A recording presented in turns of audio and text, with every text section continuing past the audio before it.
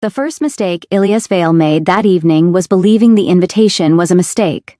The second was attending anyway. The third, unforgivable, irreversible, was drinking the wine. He stood at the edge of the grand solarium, a glass of dark red liquid warming his fingers, while light from 1,000 floating crystals spilled across silk, gold, and masked faces. The winter convergence was not meant for people like him. Everyone knew that. An event hosted once every decade in the heart of the royal palace. It was invitation only, bloodline deep, politics drenched. Ilyas was a nobody, a traveling cartographer, a scholar for hire, an unregistered Omega who had survived 26 years by never, ever drawing attention. And yet the invitation had arrived, real parchment, real seal, real royal wax, slipped beneath the door of his rented room like a dare. All are welcome beneath the masks, it had said. A lie, of course, but a beautiful one. The solarium itself was a cathedral of excess. Marble columns arched like the ribs of some ancient beast, their surfaces etched with old victories and older warnings. Silk banners floated overhead, each bearing the sigil of a noble house. Music, low and sinuous, curled through the air, threaded with laughter and the subtle aggression of alphas measuring one another. Ilyas hated every second of it. His scent blocker sat heavy against his throat, the alchemical charm warm with constant effort. Normally it worked well enough. Normally he didn't attend gatherings where 300 alphas crowded into a single space, thick with power and entitlement. Normally he was smarter than this. Relax, he muttered to himself, lifting the wine. One drink, you'll leave. No one will notice you existed. The wine was spiced. Winterberry, clove, something floral beneath it that made his Omega instincts twitch uneasily. He took a cautious sip. It burned pleasantly down his throat. A second later, warmth bloomed in his chest. Too warm. Ilyas froze. Heat did not announce itself so gently. Not for Omegas who managed it carefully, responsibly, with suppressants and schedules and prayer. This warmth was wrong. Slick, spreading, coiling low in his stomach like a waking creature. His fingers tightened around the glass. No, he whispered. He had taken his suppressant that morning. He was certain of it. He remembered the bitter aftertaste, the familiar dulling of his senses. He had planned this night with meticulous care, but as he stood there, breath shortening, he felt it. His control slipping, thread by delicate thread. The air felt heavier, louder.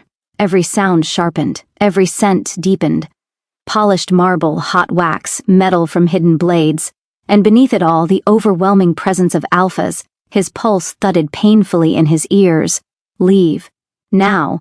He turned and stopped, because across the solarium, 3 men had gone very still. They stood together near the central dais, their masks wrought of dark silver, identical in shape and cut. Tall, broad-shouldered, dressed not in the ostentatious finery of nobles trying to impress, but in severe, elegant black threaded with gold, clothes that did not ask for attention, yet commanded it all the same. Triplets.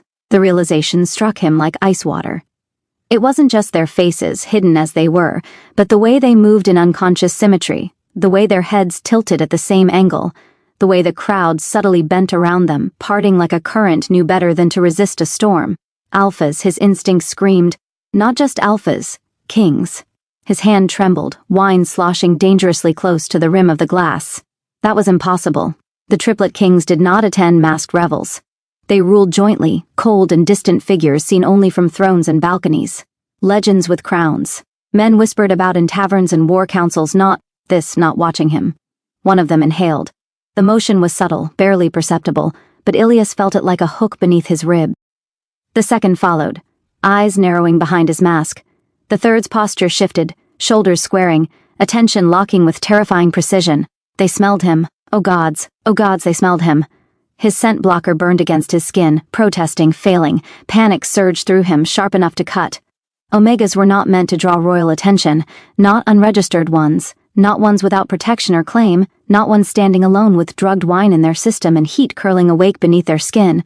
Move, his mind begged. His body did not listen, because then, impossibly, one of them smiled. It wasn't wide or kind. It was slow, knowing, as if he had just solved a puzzle he'd been waiting years to complete. The second king leaned in, murmuring something Ilyas couldn't hear. The third's gaze darkened, alpha presence rolling across the room like a tide. The space around Ilyas subtly cleared. People stepped aside without realizing why. Conversations faltered. A path opened, unasked for. "No," Ilias breathed, backing up a step. His heel caught on the edge of the carpet. He swayed, heat flaring, pulse skidding out of rhythm. His scent, damn it, his scent was leaking, starflower and rain-soaked parchment bleeding into the air like a confession. This was how Omegas disappeared. Not dragged away screaming, but invited. Surrounded, smiled at. One of the triplets lifted a hand. The music softened, as if the hall itself were listening. And that was when Ilias realized something far more terrifying than recognition. They were not angry. They were not offended. They were interested. A familiar, resonant voice brushed the edge of his hearing. Calm, amused, carrying authority like a blade worn openly. "Omega," it said, gentle as a trap. "You look unwell." Ilias swallowed hard. If he answered, he would be claimed. If he ran, he would be chased. Every choice before him was a disaster wearing a different mask.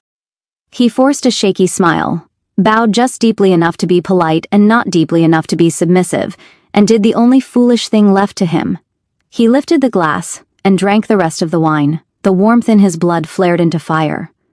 Somewhere, 3 kings took a synchronized step forward, and Ilias Vale's life, quiet, careful, anonymous, ended.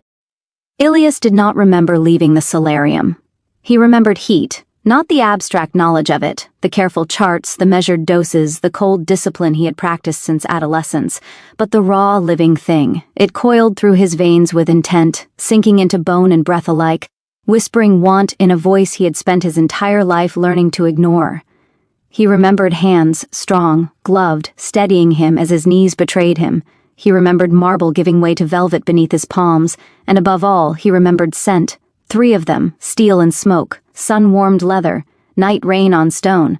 They wrapped around him, threaded through his thoughts, pressed against his senses until there was no room left for fear, only awareness. When consciousness returned properly, it did so grudgingly. Ilias blinked, lashes heavy, vision blurred by low golden light. The ceiling above him was unfamiliar. Vaulted, dark wood carved with old sigils meant to ward, protect, command. Silk curtains stirred with a draft, scented faintly of cedar, and something sharper. Alpha. He sucked in a breath, and instantly regretted it. His entire body reacted, spine arching, breath hitching, heat flaring anew like an answered call. "Oh, that's unfortunate," he croaked. A low chuckle answered him. "Well," a voice said pleasantly, "he's awake." Ilias froze. That voice was close. Far too close. He turned his head slowly and found himself staring at a masked stranger reclining in a chair beside the bed, long legs crossed, posture relaxed to the point of insolence. Dark silver mask, gold-threaded black coat, crown-shaped signet glinting on his finger. King, his gaze flicked, heart pounding, to the other side.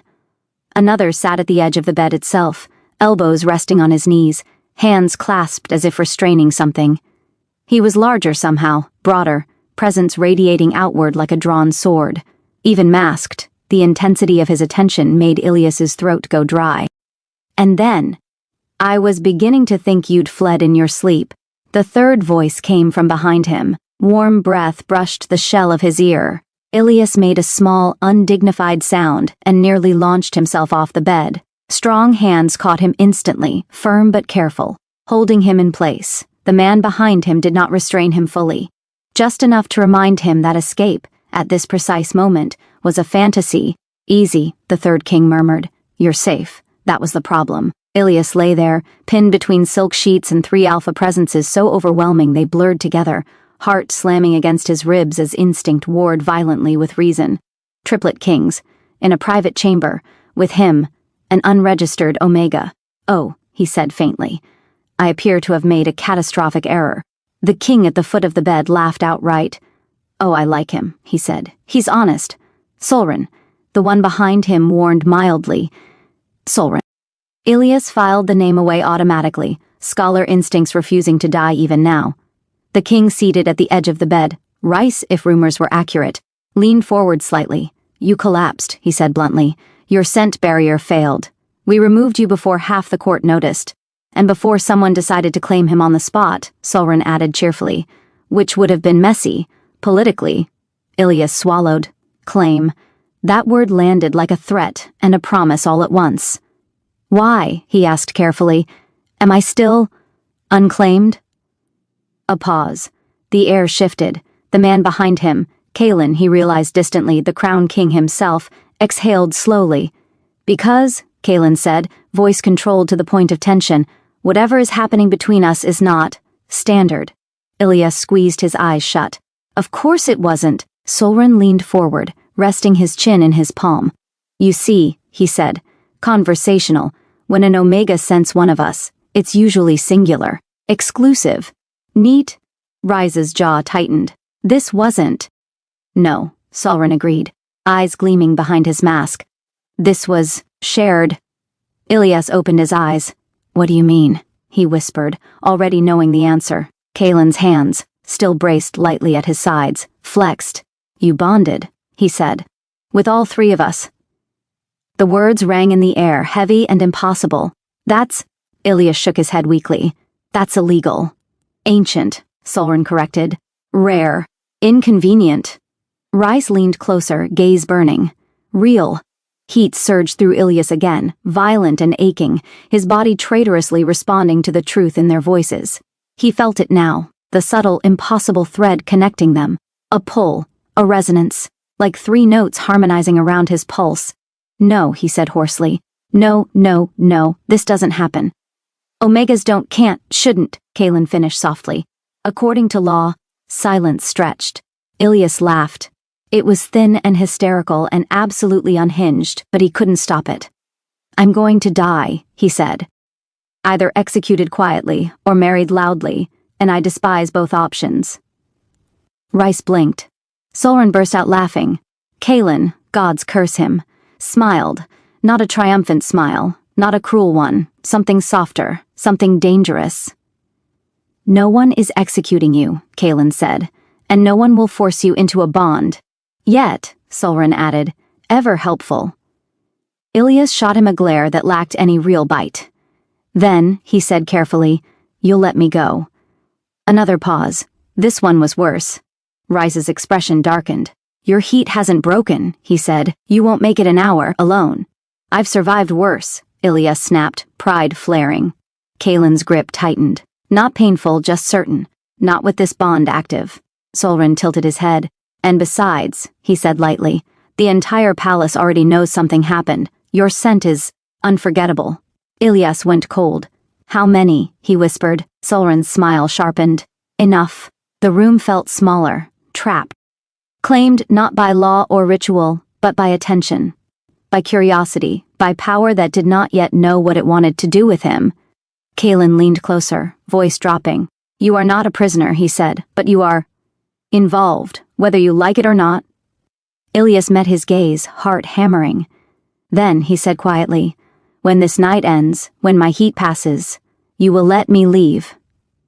The kings exchanged a glance. Something unspoken passed between them. Rice nodded once. Kalen hesitated. Solren smiled. Yes, Kalen said at last, you have my word. The bond thrummed at the lie, or the half-truth, embedded in it. Ilias closed his eyes. He did not see the looks they shared above him. He did not see the way Solren's fingers traced the air, already plotting. He did not hear the palace bells tolling midnight, but somewhere deep in his chest, the bond tightened, and fate, patient and cruel, smiled. Ilias woke to silence. Not the comfortable quiet of early morning, but the kind that pressed against the ears, thick and watchful. The palace had not yet stirred. No servants, no bells, no distant clatter of armor or courtly gossip leaking through the walls. Just breath, not his own. He lay perfectly still beneath layers of silk, eyes closed, heart pounding as awareness crept back into his body. His heat had receded to a dull ache, manageable, contained, but the bond had not. It pulsed, a low, persistent hum beneath his skin, like a second heartbeat not entirely his own. 3 of them. He could feel it now with terrifying clarity. 3 distinct presences, different in texture but braided together around him. One steady and controlled, one fierce and burning, one sharp, playful, and far too attentive. They were asleep. He knew this without opening his eyes. Carefully, so carefully, he shifted his attention outward. To his left, weight pressed into the mattress, radiating warmth like a banked fire. Rise. Even in sleep, the warrior king did not relax fully.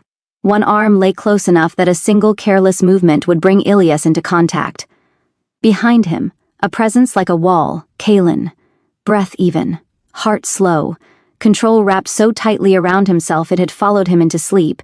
And on the other side, Ilias swallowed. Solren's attention brushed his mind like a fingertip trailing across glass. Awake or asleep, it was impossible to tell. That alone made him dangerous. Ilias opened his eyes.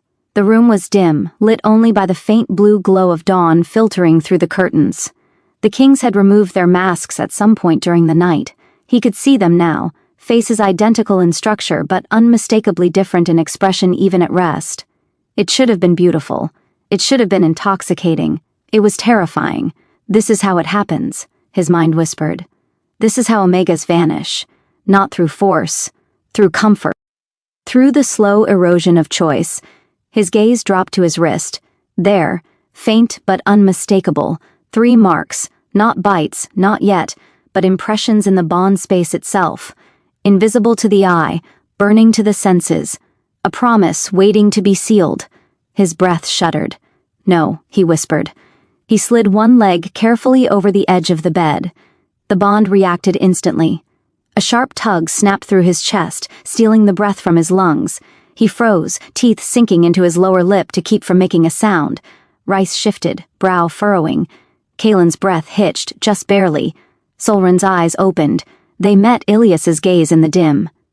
For a heartbeat, neither of them moved. Solren smiled. Well, he murmured, voice rough with sleep and amusement. That's a look that means trouble. Ilias's hand tightened in the sheets. I'm leaving. The words fell like dropped glass. Rice stirred fully now, eyes snapping open, instincts flaring. You can't, he said immediately, sitting up. Not yet. Kalen turned his head slowly, assessing him with a gaze far too sharp for a man just waking. Your heat is under control, Ilias snapped. And even if it weren't, I'd rather burn than stay. Silence. The bond thrummed, tense, reactive. Solren propped himself on one elbow, studying Ilias like a particularly fascinating problem. You promised to stay until morning, he said mildly.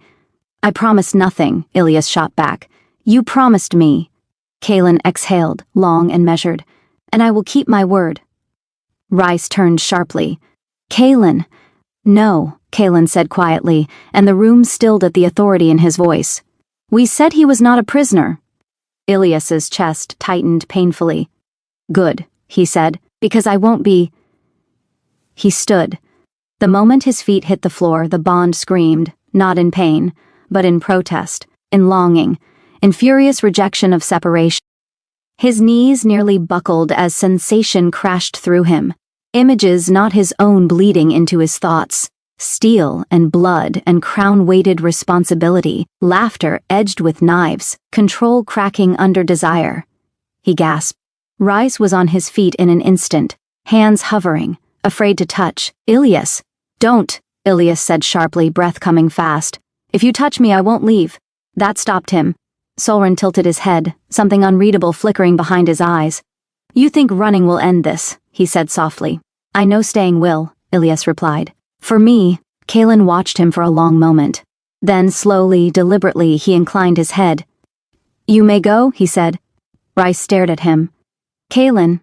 But, Kalen continued, gaze never leaving Ilias. Understand this. The air thickened. This bond does not dissolve with distance. You will feel us. We will feel you. Solren's smile returned, sharp and delighted. And sense travel, he added. Especially yours. Ilias swallowed hard. Then, he said, voice shaking but steady enough, I'll run faster than you can hunt. Solren laughed, softly. Rice looked like he wanted to argue, to grab him, to beg. Kalen simply watched. Ilias dressed quickly, hands trembling as he pulled on borrowed clothes. No guards stopped him, no doors barred his way. The palace, in its infinite cruelty, let him walk out unchallenged. The eastern sky was just beginning to pale when he crossed the outer courtyard. He did not look back. He did not see Rise gripping the stone balustrade hard enough to crack it. He did not hear Solren already issuing quiet orders. He did not feel the exact moment Kalen straightened, crown settling heavier on his head than it ever had before. But as Ilias Vale fled the palace gates and vanished into the waking city, something ancient and inevitable unfurled its wings. Across the kingdom, 3 kings inhaled and smiled. By midday, the palace knew, not officially, of course. There were no proclamations, no bells rung, no criers shouting scandal from the streets. But palaces did not need announcements to spread disaster. They breathed it into corridors, carried it on servants' backs, whispered it into silk-lined sleeves. Something had gone wrong, and by the time the sun reached its highest point, the Triplet kings were no longer pretending otherwise. Kaelin stood at the council table, hands braced against polished oak, gaze fixed on the map laid out before him. It showed Valethorn in painstaking detail. Cities, borders, trade routes, monasteries, forests older than the crown itself. Somewhere on that map was an Omega who smelled like rain and ink and disaster. "He's past the outer wards," Solren said lightly, lounging in his chair like a man discussing the weather. "Smart boy." Avoided the main roads. Rice paced, back and forth, back and forth. Each step radiated restrained violence. "You should have stopped him." Kaelin did not look up. "And prove him right?"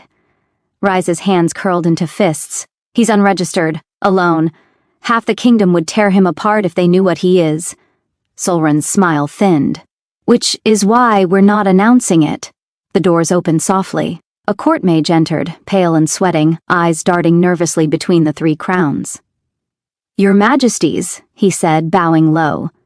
"The bond, yes," Kaelin said. "We feel it." The mage swallowed. "It's unprecedented." Solren snorted. "Everything interesting is... The Omega's scent is..." The mage hesitated. "It's carrying. Farther than it should. Like a beacon." Rise stopped pacing. "How far?" he demanded. The mage glanced at the map. If unmasked, days, weeks. Potentially across borders. Silence fell. Kaelin straightened slowly. "Then," he said, voice calm as a drawn blade, "seal the palace." The mage stiffened. "Your Majesty, no one leaves without permission," Kaelin continued. "No messages leave unvetted. Any noble who mentions an Omega is to be reminded, firmly, of their mortality." Solren's grin returned, sharp as broken glass. "Ah, my favorite part." Ilias did not stop running until his lungs burned and his legs shook beneath him. He ditched the borrowed palace clothes in a crowded alley, traded them for a threadbare cloak, and shoved his scent blocker into place with shaking fingers. The charm flared weakly, strained and imperfect. It would not hold long. By the time he reached the outer markets, the bond was already tugging insistently, a persistent pull in his chest that refused to be ignored. Each step away from the palace felt like wading upstream through invisible current. "Fine," he muttered. "Be dramatic." The city was alive. Vendors shouting, carts rattling, people laughing. Ordinary life. Unaware that three kings had lost their Omega and were very much not coping well. Ilias forced himself to breathe, think, hide, move. He had planned for emergencies, always. That was how unregistered Omegas survived. He headed for the only place guaranteed to shelter someone no one wanted to notice. The monastery. By nightfall, he was on the road. They felt it the moment he crossed the boundary stone. Rise stopped mid-sentence, breath hitching sharply. He left the city. Solren's eyes gleamed. Good. Less clutter. Kaelin closed his eyes briefly, and saw forests, stone paths, a narrow road bending east. "Send the hawks," he said. Within the hour, the kingdom shifted. Not loudly, not visibly, but pieces moved, messengers rode. Spies listened. Scent hounds, rare, expensive, and terrifyingly effective, were released from royal kennels, noses lifted to the air with eager hunger. And beneath it all, 3 alphas inhaled. The monastery bells rang at dusk. Ilias slipped through the gates with the last of the pilgrims, head bowed, scent masked as tightly as he dared. The stone walls hummed faintly with warding magic, old, layered, benevolent. He nearly wept with relief. The head monk, a beta with tired eyes, looked him over once and nodded. "We do not ask questions," he said. "You may stay the night." "Thank you," Ilias whispered. For the first time since dawn, the bond eased, just slightly. He slept on a straw mat, wrapped in borrowed blankets, the smell of incense thick and soothing, and dreamed of crowns laid aside, of hands reaching for him and stopping, of a voice murmuring, "Run if you must, we will find you." He woke screaming. The wards shattered, stone cracked, bells rang wild and broken. Outside something howled, not a beast, an alpha. Rice burst through the monastery gates like a force of nature, sword still sheathed, eyes blazing gold. Behind him, Solren stepped calmly through falling dust, brushing stone powder from his sleeve. Kalen followed last, quiet, terrifying. Ilias scrambled to his feet, heart in his throat. Solren spotted him instantly. "There you are," he said softly, delighted. "You really should stop hiding in holy places." The monks fled. Rice took a step forward and stopped because Kalen lifted one hand. "We said we would hunt," Kalen said, "not corner."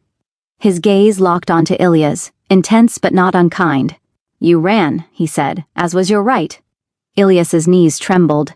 "You found me," he whispered. Solren smiled. "Of course we did." Rice's voice dropped raw. "Please," he said, "come back." The bond surged, nearly dropping Ilias to his knees. He laughed shakily. "You really don't understand," he said. "If I stay, I disappear." Kalen stepped aside. The road behind them lay open. "You may run again," he said. Solren blinked. Rice swore. Ilias stared at Kalen in disbelief. "But know this," Kalen continued, voice low. "Each time you do, the kingdom will feel it." Ilias backed away slowly, never breaking eye contact.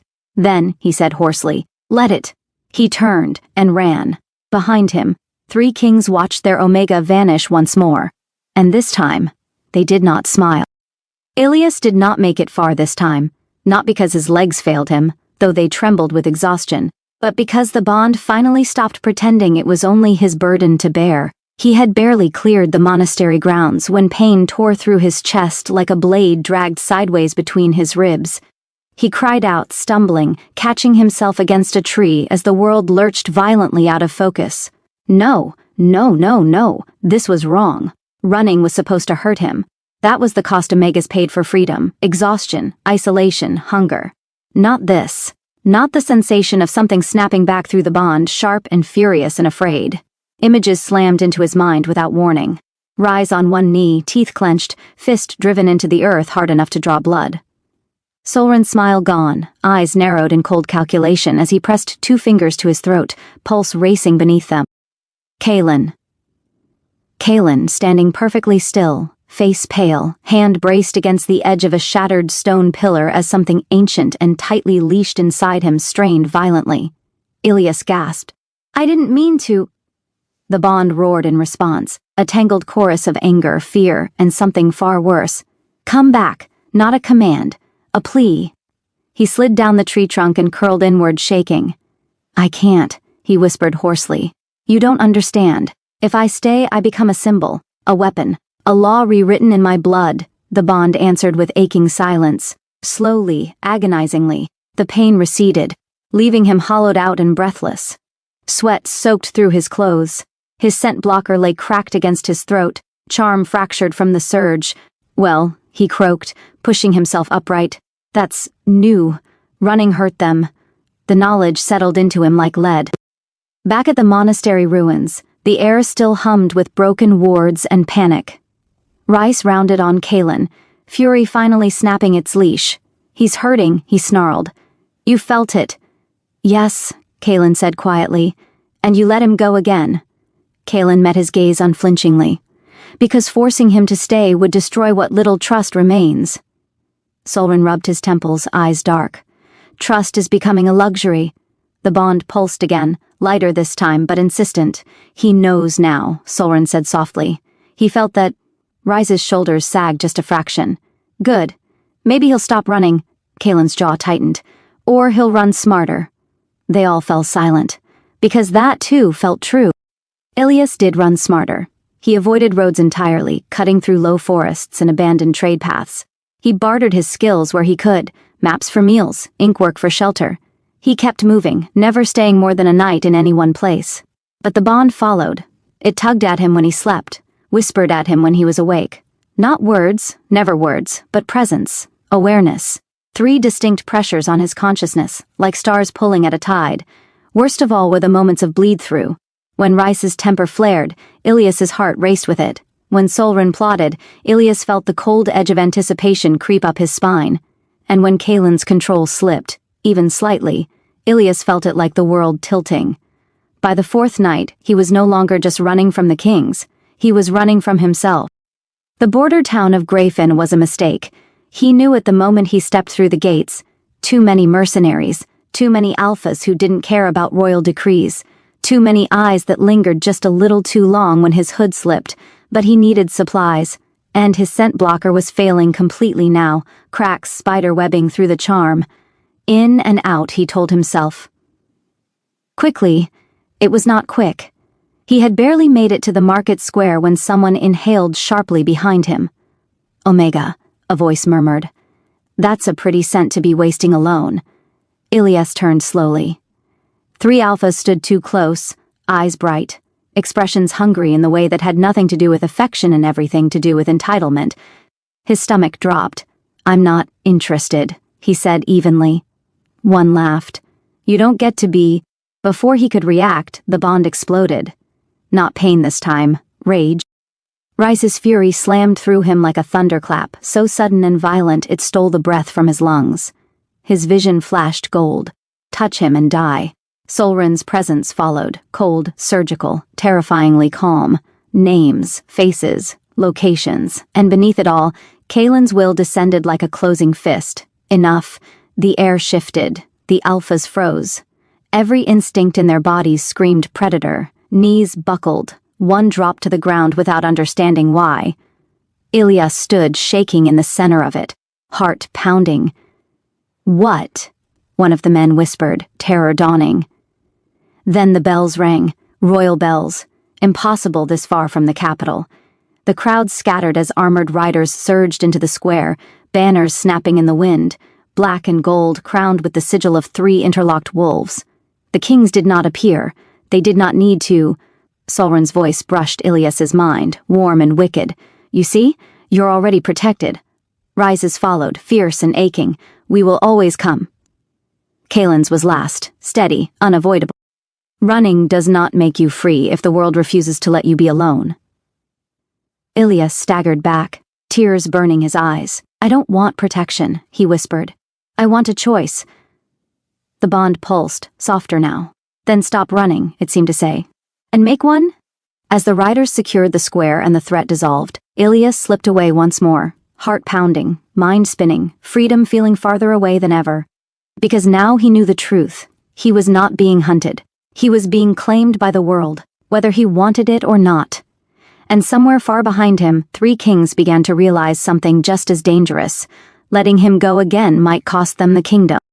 Ilias collapsed 3 miles beyond Grayfen, not dramatically, no fainting, no final stumble into heroic unconsciousness, but in the humiliating, deeply Omega way of a body that had reached the end of its tolerance and simply stopped. He made it into the tree line before his legs gave out. The forest swallowed him quickly, thick with moss and shadow, the air cool enough to dull the lingering burn of adrenaline. He slumped against the roots of an old oak, breath coming in shallow gasps, hands shaking as he pressed his forehead to his knees. I'm not protected, he whispered fiercely to no one. I'm owned. The bond did not contradict him. That more than anything hurt. He slept, fitfully, haunted by fragments that weren't quite dreams. A crown cracking down the center, blood on parchment, 3 wolves standing at opposite edges of a burning city, all looking toward him. When he woke, it was to the sound of someone humming. Ilias jerked upright, heart slamming. The figure sitting across the small clearing did not move. They were elderly, Omega, he realized instantly, with silver hair braided down their back and robes dyed the faded green of monastery gardens. A walking staff rested across their knees, carved with symbols that made Ilias's skin prickle. They smiled gently. You thrash like someone carrying too many voices, the stranger said. Ilias scrambled backward, hand going instinctively to his throat. Who are you? Someone who has been waiting a very long time for you to stop running, the Omega replied mildly. You may call me Elder Mare. Ilias stared. I didn't hear you approach. Mare chuckled. Of course not. You were busy arguing with 3 kings in your head. The forest went very, very quiet. Ilias swallowed. You shouldn't know that, and yet, Mare said, tapping their staff once against the earth. Here I am. The staff hummed. The bond reacted, sharp, alert, suddenly focused in a way that made Ilias's breath hitch. You're a seer, he said faintly. Historian, Mare corrected. archivist of inconvenient truths. Sit. You're exhausted, your scent shield is shattered, and the bond will tear you open if you try to run again tonight, Mare said calmly. Sit. Ilias sat. Mare studied him for a long moment, eyes kind but piercing. You don't look like the paintings, they murmured. I'm not a prophecy, Ilias snapped. Mare smiled sadly. They all say that. By the time Mare finished speaking, the sun was sinking, and Ilias felt like someone had taken his understanding of the world, shaken it violently, and handed it back rearranged. The triune bond, he said hoarsely. It was real. Is real, Mare corrected. 3 alphas, 1 omega, equal resonance, equal choice, Ilias recited dully. A bond that redistributes power instead of consolidating it, yes. And illegal because it terrifies everyone who benefits from hierarchy, Mare said bluntly. Ilias laughed weakly. Of course it does, Mare leaned forward. You are not a consort meant to soften kings. You are a counterweight. The bond does not crown you, it anchors them. Ilias's hands clenched in his cloak. Then why does it feel like I'm the one losing everything? Because you are the only one who understands what's at stake, Mare said gently. They were raised to rule. You were raised to survive. The bond pulsed at that, soft, aching. Mare's gaze sharpened. Tell me, when you run, what do you feel from them? Ilias hesitated. Rises fury and fear, he admitted quietly. He wants to protect me so badly it hurts. Mare nodded. Soren watches everything. Even when he jokes, he's calculating. Another nod. And Kalen, Ilias whispered, throat tightening. Kalen is holding the kingdom together with his bare hands. Mare smiled. Then the bond is working. Ilias looked up sharply. That's working? Yes, Mare said. You feel them. They feel you. Power no longer moves in one direction. Ilias shook his head. I didn't agree to this. No, Mare said softly. But neither did they. Silence stretched. Choice, Ilias said bitterly. You keep talking about choice, but where is it? Stay and become a symbol. Run and tear us all apart. Mare's eyes softened. The third option. Ilias frowned. There's a third option? Not yet, Mare said. But there can be. Far away, in a war room that had not slept in days, the Triplet kings finally broke. This is untenable, Solrin said sharply, slamming a dagger into the map. Every time he runs, the bond destabilizes. The nobles are already whispering. Rice paced like a caged animal. Then we go to him. Not as kings, as alphas. Kalen turned slowly. And do what? Tell him the truth, Rice said. That I don't care about prophecy or law or crowns. I care about him. Solrin scoffed. And if that frightens him more? Rice rounded on him. You think manipulation will work better? Solrin's smile vanished. I think honesty without strategy is just another kind of cruelty. The room went cold. Kalen raised a hand, voice iron steady. Enough. They both fell silent. He does not trust us, Kalen continued, and we have given him every reason not to. The bond pulsed, aching, distant. He is learning something, Kalen said quietly. I can feel it. Solrin leaned back slowly. A mentor, then. Someone old. Someone dangerous. Rise's eyes widened. The green archives. Kalen nodded once. If Mare has found him, Solrin murmured, then this has moved beyond running. Kalen straightened. Then we stop hunting, he said. Both kings stared. We let him come to us, Kalen finished. On his terms. The bond trembled. Far away, Ilias Vale sat by a dying fire and stared at his hands. I don't want to be owned, he said quietly. Mare nodded. Then don't be. I don't want to rule. Then don't. I don't want to disappear. Mare smiled, wide, proud, a little fierce. Then stop acting like survival is the same as freedom. Ilias closed his eyes. For the first time since the palace, the bond did not pull, it waited. Ilias did not wake in panic. That alone told him something had changed. The forest breathed around him, soft wind through leaves, distant birds, the faint crackle of dying embers. No pressure in his chest, no frantic pull urging him to move, to flee, to hide. The bond was still there, but it was quiet, waiting. He sat up slowly, the blanket Mare had placed over him slipping from his shoulders. The elderly Omega sat nearby, brewing tea in a small iron kettle, as if the fate of the kingdom were not currently balanced on Ilias's ability to think clearly. They stopped, Ilias said. Mare smiled without looking up. Yes. They're not chasing... No. The word rang strangely in the air. Ilias frowned. That should make me feel better. It doesn't? It makes me nervous. Mare laughed softly. Good. Fear is honest. Relief can be a lie. Ilias accepted the cup of tea, hands warming around it. You said there was a third option. Mare met his gaze, eyes bright. And you're finally ready to hear it. The Green Archives were not a place. They were a network. That was the first lie Ilias had grown up with. That knowledge lived in buildings, behind doors guarded by law and crown. Mare dismantled that idea with ruthless efficiency. Information survives by movement, Mare said, guiding him along a narrow forest path. It hides in people, not parchment. They walked for hours, sometimes in silence, sometimes with Mare pointing out markers Ilias would never have noticed, stones set just so, carvings disguised as weathering, scent traces layered carefully enough to evade alphas but speak clearly to omegas. You want choice? Mare said at last. Then you don't wait for kings to give it to you. Ilias's mouth went dry. You want me to challenge them.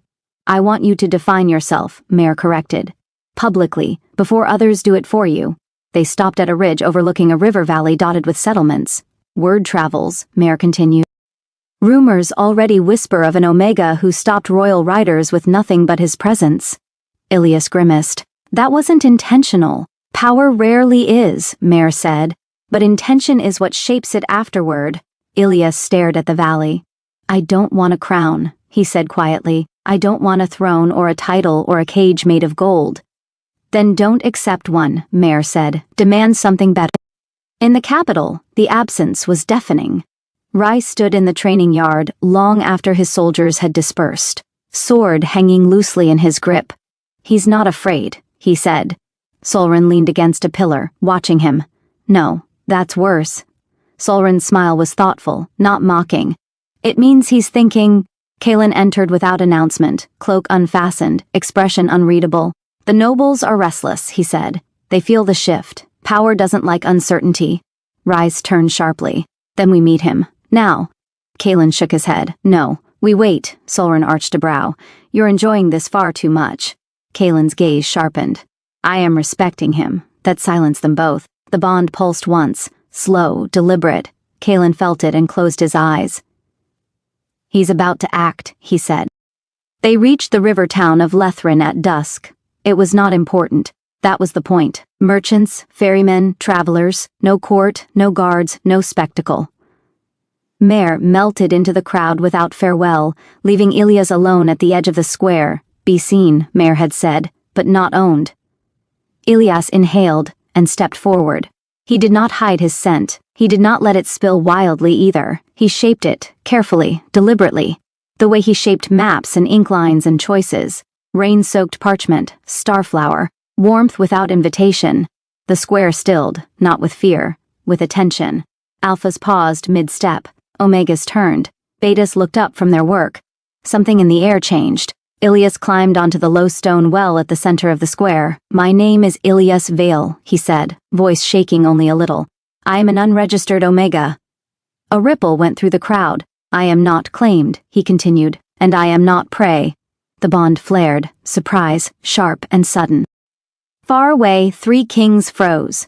I do not belong to the crown, Ilias said, but the crown does not own my silence. A murmur spread, fear, awe, curiosity. I carry a bond older than the law, he finished, heart pounding. And I will not disappear for it. He stepped down. The square erupted, not in violence, but in sound, questions, shouts, arguments, and above it all, the bond sang. Solren laughed, breathless. Oh, he's brilliant. Rice stared at the map as reports poured in. He's making himself untouchable. Kaelin felt something unfamiliar bloom in his chest. Pride. He is claiming himself, Kaelin said quietly. The bond pulsed, not pulling, not pleading, inviting. Far away, Ilias stood shaking as people stared at him, not as a secret, not as property, but as a person who refused to vanish. For the first time, he did not run. He waited. The kings arrived at Lethrin without banners. That alone told the town everything. No fanfare, no armor shining with intimidation. No mounted procession meant to remind the world who held power. They came on foot, cloaks travel-worn, crowns absent but authority unmistakable, 3 identical figures moving in quiet, deliberate unity through the river mist. When Ilias felt them, it was not like before. No jolt of panic, no sharp pull demanding flight, just warmth. The bond stirred awake gently, like a hand brushing his shoulder to announce presence rather than claim it. He closed his eyes. They came. The square had not fully settled since his declaration. People lingered in clusters, whispering, watching. No one stopped the kings as they entered. No one dared, and still, no one knelt. That too was new. Ilias stood near the well where he had spoken earlier, fingers curled loosely around the stone edge. His heart beat hard but steady.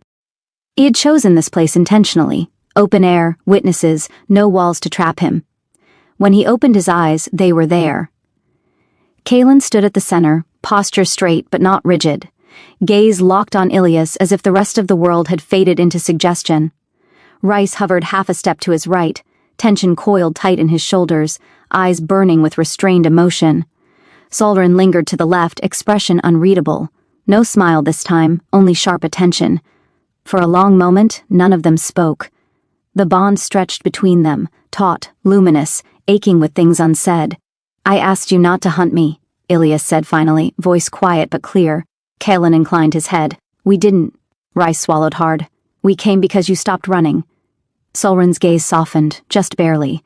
"And because you asked the world to look at you, something in Ilias's chest loosened. You could have sent soldiers," he said. "We could have," Kaelin agreed. "We chose not to." Silence fell again. But this one felt different, less like a standoff. More like a breath held together. Rice was the first to move. Slowly, carefully.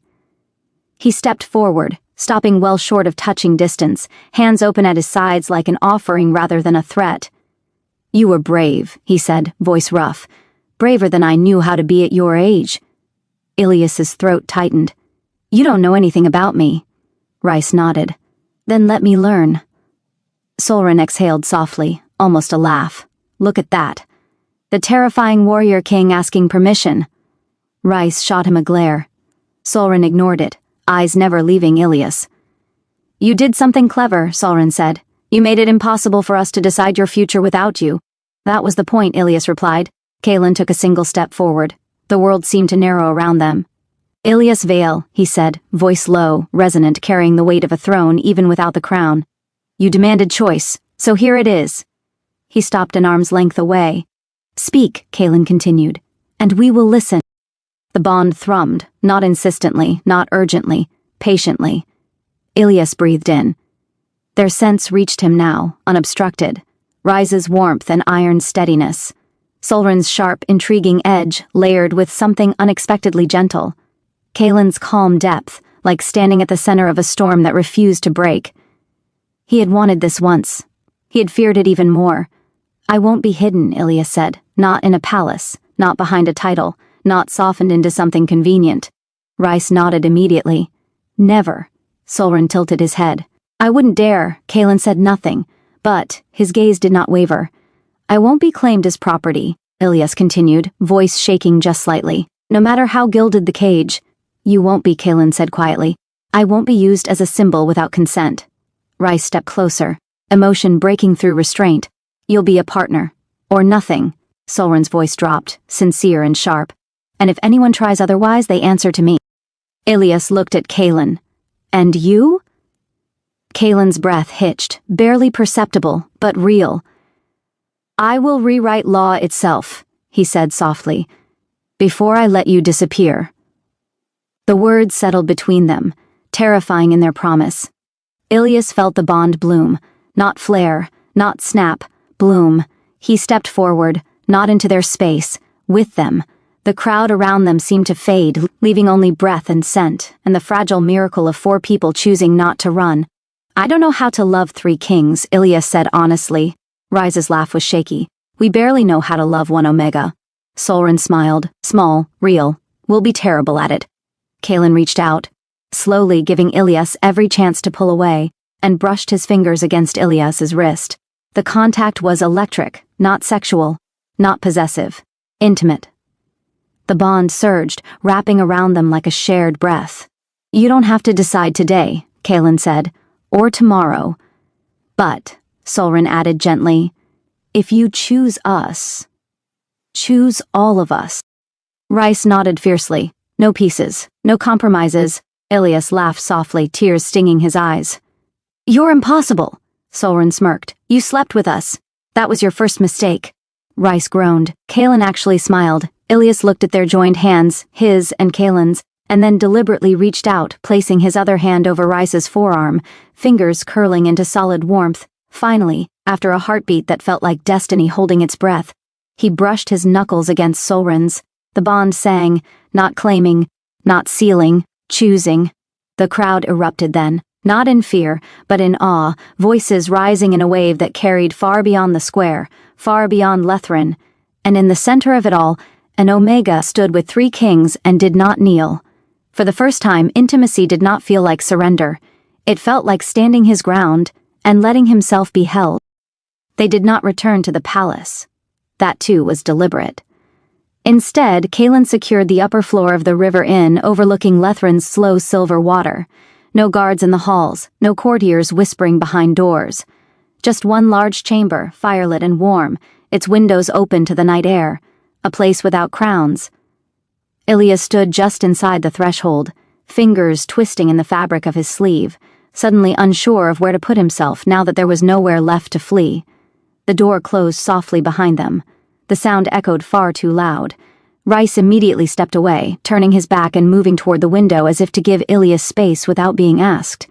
Solrin leaned against the far wall, arms folded loosely, gaze attentive but not sharp. Kaelin remained near the door, not blocking it, Ilias noticed, but not far from it either. Always aware, always careful. No one spoke. The bond stretched between them, alive and humming. Not pulling, but waiting. As if it understood that this moment mattered more than any chase ever had. Ilias exhaled slowly. This is the part, he said quietly, where I usually leave. Rise's shoulders tensed. Solrin's expression softened. Kaelin turned fully toward him. And you don't have to, he said. But you may. The words landed heavier than any command ever could have. Ilias nodded once. I know. He took a step farther into the room. Then another. The fire popped softly in the hearth, casting gold across their faces.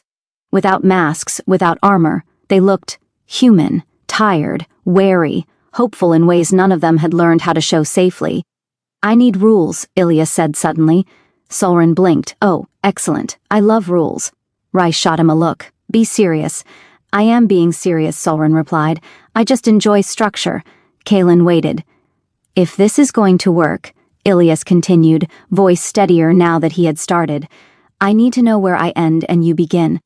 I need to know I can say no. That I can leave a room without being followed. That my body, he swallowed, is mine. Rice crossed the room in 2 strides and then stopped himself, hands clenching uselessly at his sides.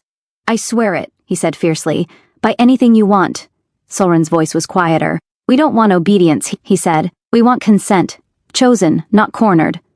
Kaelin stepped forward. Not close, not yet.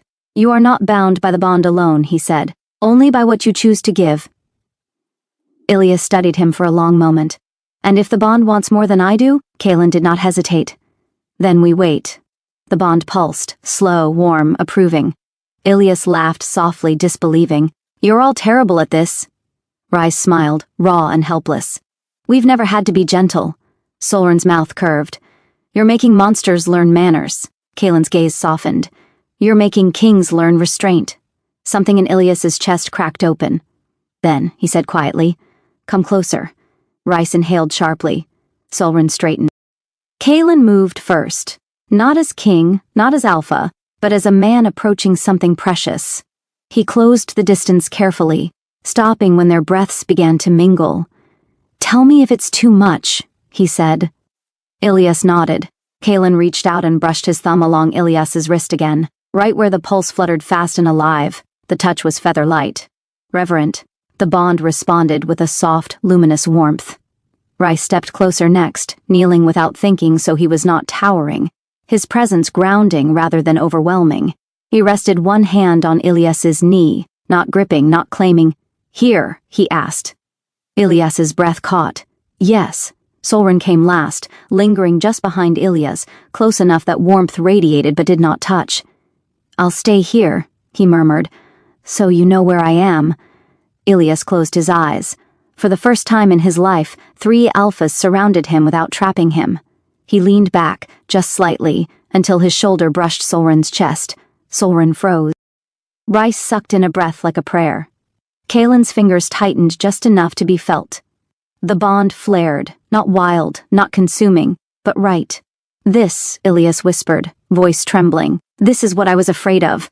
"Because it matters," Kaelin said softly. Ilias turned his head, resting his forehead briefly against Kaelin's shoulder. The scent there was steady, reassuring, anchoring him to the moment. "I don't know what this makes me," he admitted, Rice's hand curled gently around his knee. "It makes you ours. Only if you want it to." Solren smiled against his hair. "And terrifyingly powerful." Ilias laughed wetly. "I don't feel powerful." Kaelin lowered his head until their foreheads touched. "You are..." The intimacy of it, breath shared, heartbeats close enough to sense, was almost overwhelming. Ilias stayed anyway. After a long moment he spoke again. "I choose you," he said, not loudly, not dramatically, simply true. The bond answered. Warmth flooded the room, not blinding, not consuming, just a quiet affirmation that something ancient had settled into alignment. Rice bowed his head, emotion breaking free at last. Solren closed his eyes, smile gone. Something softer taking its place. Kaelin exhaled, the weight he carried easing for the first time in years. "And," Ilias added, lips curving faintly, "tomorrow we talk about laws." Solren laughed softly. "Of course you would." Rice pressed his forehead to Ilias's knee. "Stay tonight," Kaelin met his gaze. "Not because we need you to, because you want to." Ilias looked around at them. 3 impossible men, 3 careful hearts, 3 choices waiting. He nodded. Yes.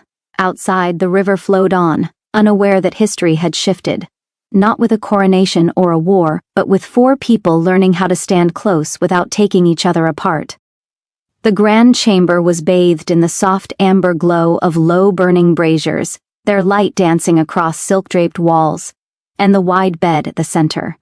The air carried the mingled scents of cedarwood, warm amber, and the unmistakable sweetness that belonged only to Ilias, an omega in the peak of his heat, trembling on the edge of surrender. Kaelin reached him first. The eldest of the triplet alphas moved with the calm certainty of someone who had already decided the night's outcome long before they entered the room. His fingers slid along Ilias's jaw, tilting his face upward with gentle insistence.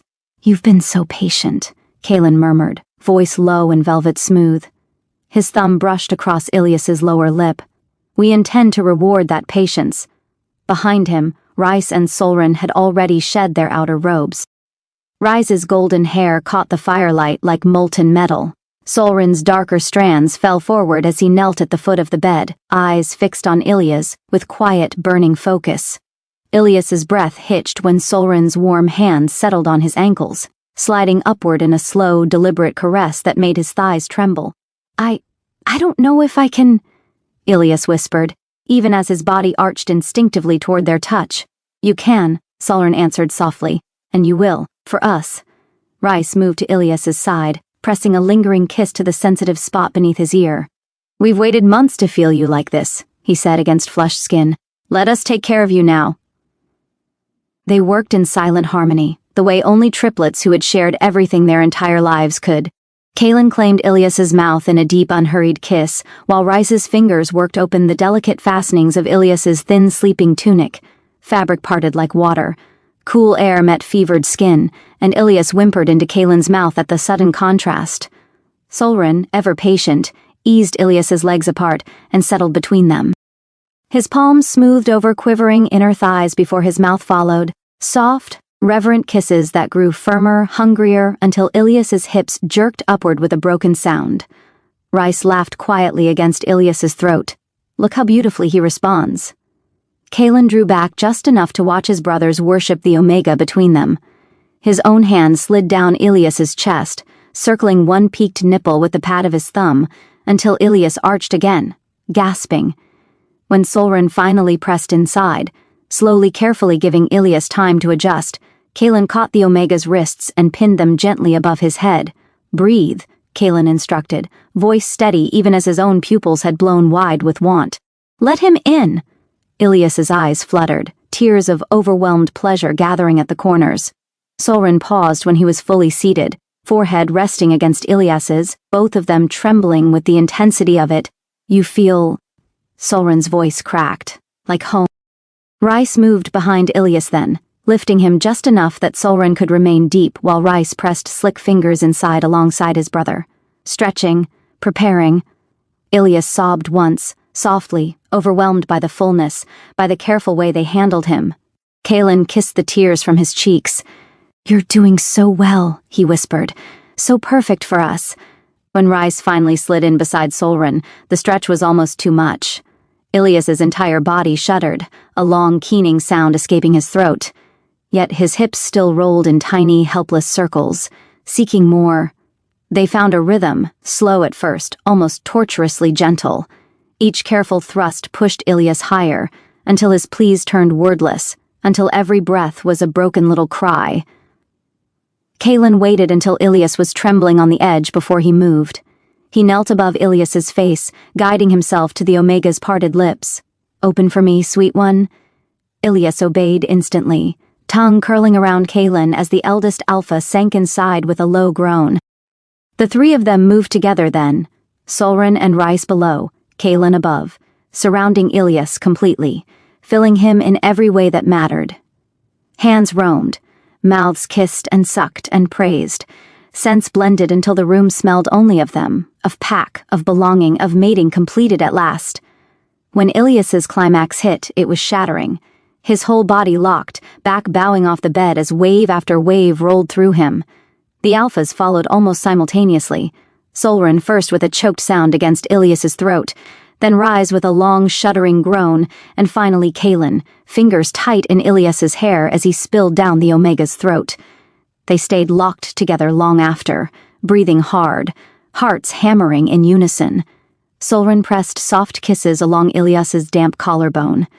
Rice nuzzled behind one ear, murmuring nonsense praise.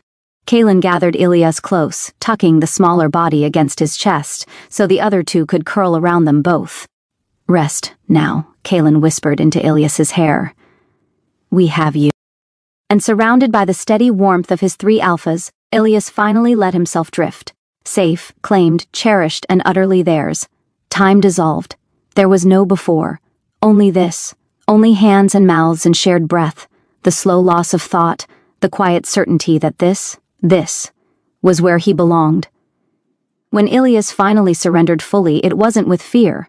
It was with trust, with want, with love blooming fierce and undeniable in his chest. The night took them gently, and when sleep finally claimed them hours later, they lay tangled together. No hierarchy, no crowns, no flight left in Ilias's bones. Only four hearts, bound not by fate alone, but by choice.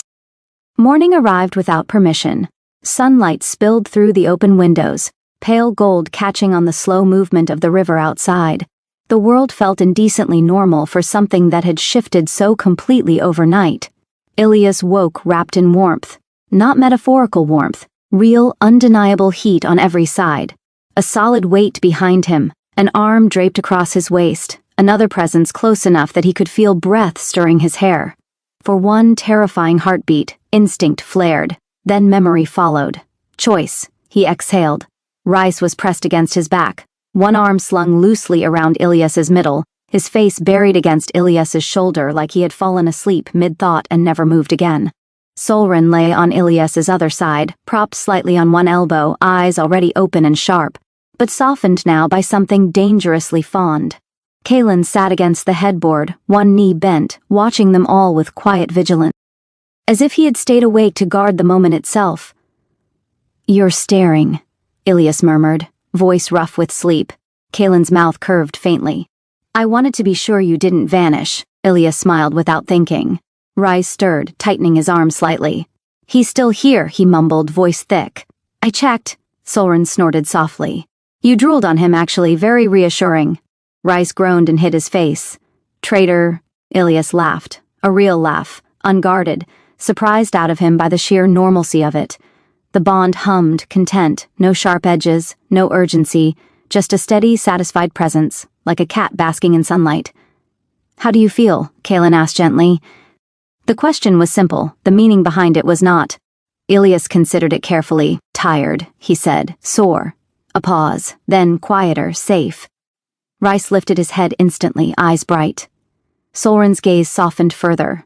Kaelin closed his eyes briefly, like someone setting down a burden he had carried far too long.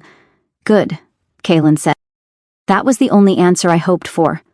Silence settled again, but it was an easy one now. Ilias shifted, sitting up slightly, pulling the blanket higher out of habit more than modesty. He looked between them, suddenly aware of how exposed this moment was, not physically but emotionally. "This doesn't mean I stop being me," he said. Solren smiled. "We'd be disappointed if you did." Rice nodded fiercely. "You challenge us," Kaelin met his gaze. "You change us." The words settled deep. Ilias swallowed. "People are going to have opinions." Solren laughed under his breath. "People always do, and the council," Ilias continued. "The nobles, the clergy, they won't like this." Rice cracked his knuckles. "They don't have to like it." Kaelin's expression sharpened, not angry but focused. "They will have to accept it." Ilias raised a brow. "You're really going to do this?" Kaelin leaned forward, resting his forearms on his knees. "I already am." Solren's tone turned thoughtful.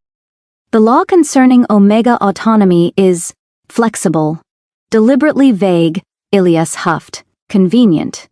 For us," Solren corrected. "It's about to become inconvenient for everyone else." Rice grinned. "I'm looking forward to the shouting." Ilias shook his head, fond despite himself. "This is what I mean. I didn't choose you so you could burn the world on my behalf." Kaelin's voice was steady. "We won't burn it, we'll remake it." A knock sounded at the door, soft, respectful. All four of them froze. Rice scowled. "I will kill whoever that is," Solren smirked. "Try not to. We're trying something new called diplomacy." Kaelin stood, pulling on a shirt before crossing the room. "Yes?" A nervous voice answered. "Your Majesties, word has spread." Kaelin glanced back at Ilias. "Let them talk," Ilias said quietly. Kaelin opened the door fully. By noon, the entire kingdom knew. By sunset, the capital was divided. And by the following dawn, nothing would ever be the same again, because an Omega had not only survived 3 kings, but stood beside them and refused to disappear. Back in the quiet room, Ilias leaned against the window, watching the river flow on as it always had. Rice pressed close behind him, chin resting on his shoulder. Solren hovered nearby, already scheming. Kaelin stood at his side, steady as the horizon. "You still here?" Rice murmured. Ilias smiled. "I'm not running," he said. And for the first time in his life, the future didn't feel like a threat. It felt like something he had a hand in shaping. The first mistake the kingdom made was assuming the scandal would remain contained. By mid-morning, the capital buzzed like a struck hive. Messengers ran themselves ragged. Priests whispered behind temple doors. Nobles smiled too carefully over breakfast tables, already laid with sharpened intentions. And at the heart of it all stood an Omega who refused to bow. Ilias walked into the hall of audience between 3 kings, not behind them, between. The hall had been designed to intimidate. Vaulted ceilings, towering pillars carved with the lineage of alphas who had ruled for centuries. The air smelled faintly of incense and old stone, and something sharper beneath it all, judgment. Eyes followed him, some curious, some hostile, some hungry. Rice's presence was a wall at his back, solid and threatening. Solren moved like a shadow to his left, gaze cataloging exits and expressions alike. Kaelin walked in step beside him, calm as ever, radiating a quiet authority that stilled even the boldest murmurs.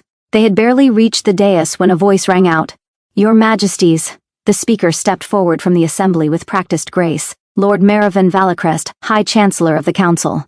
He was tall, silver-haired, and smiling like a man who had never been surprised a day in his life, which meant he was lying. "We were not informed of this." "Arrangement," Merivan said, eyes sliding to Ilias with open curiosity. "Some might consider that discourteous." Solren smiled thinly. "Some might consider it none of your concern." A ripple of tension moved through the hall. Merivan chuckled. "Ever sharp, your grace. Still, when an Omega appears at the heart of the throne without formal designation, questions naturally arise. Ilias stepped forward before any of the kings could answer. "I'm not a designation," he said. The hall stilled. Maravan blinked once, only once, but it was enough.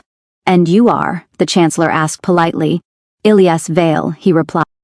"A citizen of this kingdom, an Omega by birth, and here by choice." Whispers erupted. Maravan studied him more carefully now, eyes narrowing just slightly. "Choice is a delicate word," he said. "Many Omegas believe they have it."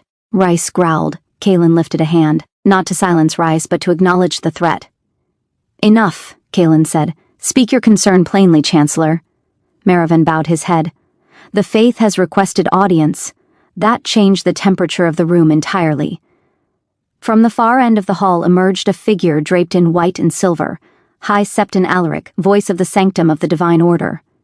His eyes were pale, almost colorless, his expression carved from cold certainty.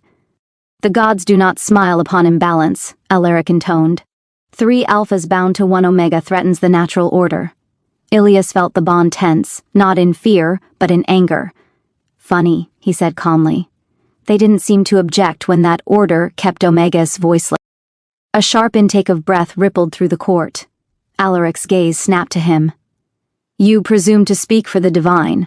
"No," Ilias replied. "I speak for myself." "That seems to be what offends you." Solren's smile turned predatory. Before Alaric could respond, another voice cut in, light, amused, and utterly unconcerned with propriety. "Oh, let him speak." All heads turned. A man lounged against one of the pillars as if he owned the place, dark-skinned, sharp-eyed, dressed in merchant silks worth a small fortune. A fox's grin played on his lips. "Prince Kael of the southern trade cities," he said cheerfully, offering a mock bow. "I came for the spectacle, was not disappointed." Maravan stiffened. "This is a closed council." Kael shrugged. "So you said." "I closed my ears." Rice snorted despite himself. Kael's gaze slid to Ilias, assessing, intrigued. "So you're the Omega who broke 3 kings?" Ilias raised a brow. They were already cracked. Kael laughed outright. "Oh, I like him." Kalen's lips twitched. "You didn't come all this way just to observe." "True," Kael admitted. "Trade follows power. Power just shifted." That was when Ilias realized something important. This wasn't just about love. This was about change. Maravan's smile had vanished. Alaric's expression hardened into something dangerous. Around them, nobles began recalculating loyalties in real time. The game had begun, later, much later, when the hall finally emptied and the echoes of outrage and intrigue faded. Ilias found himself standing on a balcony overlooking the city. Solren leaned beside him. "You made enemies today." "I know," Ilias said softly. Rice joined them. "And allies." Kalen came last, resting a hand at the small of Ilias's back, steady, grounding. "And a future that will not be quiet." Ilias looked out over the kingdom, lights flickering like stars brought down to earth. "Good," he said, because he was done being quiet. The attempt came 3 nights later. Not loudly, not dramatically. It came the way real danger always did. Quiet, precise, convinced of its own righteousness. Ilias felt it before he saw it. The bond flared sharp and hot, yanking him awake from shallow sleep. His breath caught, heart slamming against his ribs as instinct screamed move. He rolled just as the window shattered. Glass exploded inward in a glittering storm. A dark shape followed, fast and lethal, blade flashing silver in the moonlight. Rice was already moving. He surged from the other side of the bed with a snarl that shook the room, slamming into the attacker midair. Solren was on his feet in the same instant, knives appearing in his hands like they had been waiting there all along. Kalen moved last, but when he did, the room seemed to bend around him, authority and fury locking into terrifying focus. The assassin hit the floor hard. Ilias scrambled back, heart pounding, back pressed to the wall as adrenaline burned through him. He wasn't helpless. Not anymore, but the speed of it left his hands shaking. The attacker didn't cry out. That was the first sign they were trained well. Rice pinned him with brutal efficiency, forearm pressed to his throat. "Who sent you?" "Silence." Solren crouched, blade resting casually against the assassin's wrist. "You can answer," he said pleasantly, "or you can bleed quietly. I'm fine either way." The assassin's eyes flicked, not to the king's, to Ilias. That was the second sign. Kaelin noticed. "Don't look at him," Kaelin said coldly. "Look at me." The assassin smiled. Blood ran from his mouth as he bit down hard, too hard. Solren swore and twisted away, but it was too late. The man convulsed once and went still, poison already racing through his veins. Rice pulled back, breathing hard. Damn it. Silence fell. Broken glass glittered across the floor like fallen stars. Moonlight spilled through the ruined window, cold and accusing. Ilias slid down the wall, knees giving out. Kaelin was there instantly. He knelt in front of Ilias, hands gentle but firm, checking him over with meticulous care. "Are you hurt?" Ilias shook his head, throat too tight for words. Rice paced like a caged animal, rage barely contained. They went for him. Not us. Solren's jaw tightened. Which means they're escalating. Kaelin helped Ilias to his feet, holding him until the tremor in his hands eased. "You should never have been reachable." "I won't be locked away," Ilias said hoarsely. Kaelin met his gaze. "I know." The door burst open. Prince Kael skidded into the room, hair loose, shirt half-laced, eyes sharp despite the hour. He took in the scene in a single glance. The body, the glass, the blood. "Well," he said softly. "That answers my question." Rise rounded on him. "You knew." Kael raised both hands. "I suspected. The faith doesn't sermonize this loudly unless it plans to cleanse something." Ilias stiffened. "The sanctum," Kael nodded. "High Septon Alaric doesn't tolerate symbols he can't control." Solren wiped his blade clean, so he sent a martyr. "An opening move," Kael corrected. "To see how you'd respond." Kaelin's expression turned dangerous in a way Ilias had never seen before. Calm, contained, and utterly merciless. "Then he's just declared himself an enemy of the crown." Kael winced. "You'll need proof." Kaelin looked at the corpse. "We'll find it." Ilias drew a shaky breath. "They're going to keep coming." "Yes," Solren said frankly. Rice stopped pacing and knelt in front of Ilias, gripping his hands gently but fiercely. "I don't regret this," he said. "Not for a second." Ilias met his eyes. "Neither do I." Kaelin straightened. "This changes things." "How?" Ilias asked. "No more pretending this is only a matter of love," Kaelin replied. "They are afraid of what you represent." Kael smiled slowly. "An Omega who chooses power instead of being assigned it." Ilias lifted his chin. "An Omega who survives." Silence followed. Then Solren chuckled softly. "Well, the kingdom wanted drama." Rise squeezed Ilias's hands. "We're not losing you." Kaelin placed a steady hand on Ilias's shoulder. "Not now. Not ever." Outside, bells began to ring. Guards responding, the palace waking, the city shifting into alert. The game had crossed a line. And Ilias, standing amid broken glass and blood, realized something with startling clarity. They hadn't tried to scare him back into hiding. They had tried to remove him from the board, which meant he was no longer a pawn. He was a threat. The assassin's body disappeared before dawn. Officially, it was to preserve dignity.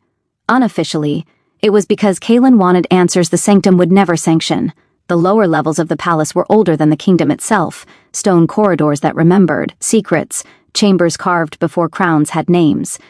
That was where they took the body. That was where truths were peeled free. Ilias insisted on being there. "You don't need to see this," Rice said quietly, blocking the corridor with his broad frame. "I need to," Ilias replied, voice steady despite the pounding in his chest. "They came for me. I won't pretend this happened somewhere else." Solren studied him for a long moment, then nodded once. "Let him." Kaelin didn't argue. He only moved closer, a silent presence at Ilias's back as they entered the chamber. The man they questioned wasn't the assassin.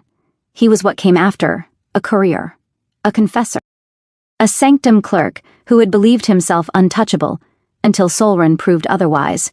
He knelt now, wrists bound in silver thread, face pale and slick with sweat.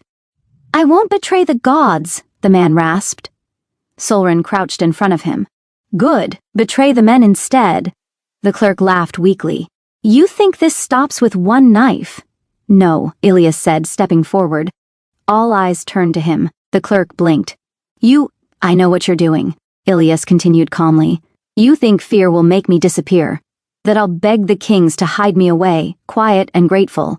The man swallowed. "But I didn't survive this long by being quiet," Ilias said. I survived by watching people like you underestimate me. Something shifted in the room. The bond stirred, not protective, not angry, proud. Solren's lips twitched. Kaelin rested a hand lightly at Ilias's back. The sanctum didn't act alone, Ilias said. They never do. Who's funding them? The clerk hesitated. Rice stepped forward, shadow falling across him. You can answer him, or I'll ask. The man broke. Names spilled out. Minor nobles, old bloodlines threatened by reform, merchants who profited from Omega contracts, priests who feared losing moral authority, a web, sprawling and ugly. And the High Septon? Kaelin asked. The clerk hesitated again, longer this time. He believes this is holy, the man whispered. That if you're removed, the imbalance resolves itself. Ilias nodded slowly. He's wrong.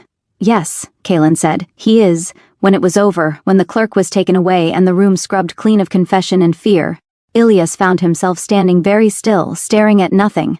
Rice approached carefully. Hey. Ilias didn't look at him. They think killing me fixes everything. Solren crossed his arms. Fanatics always do.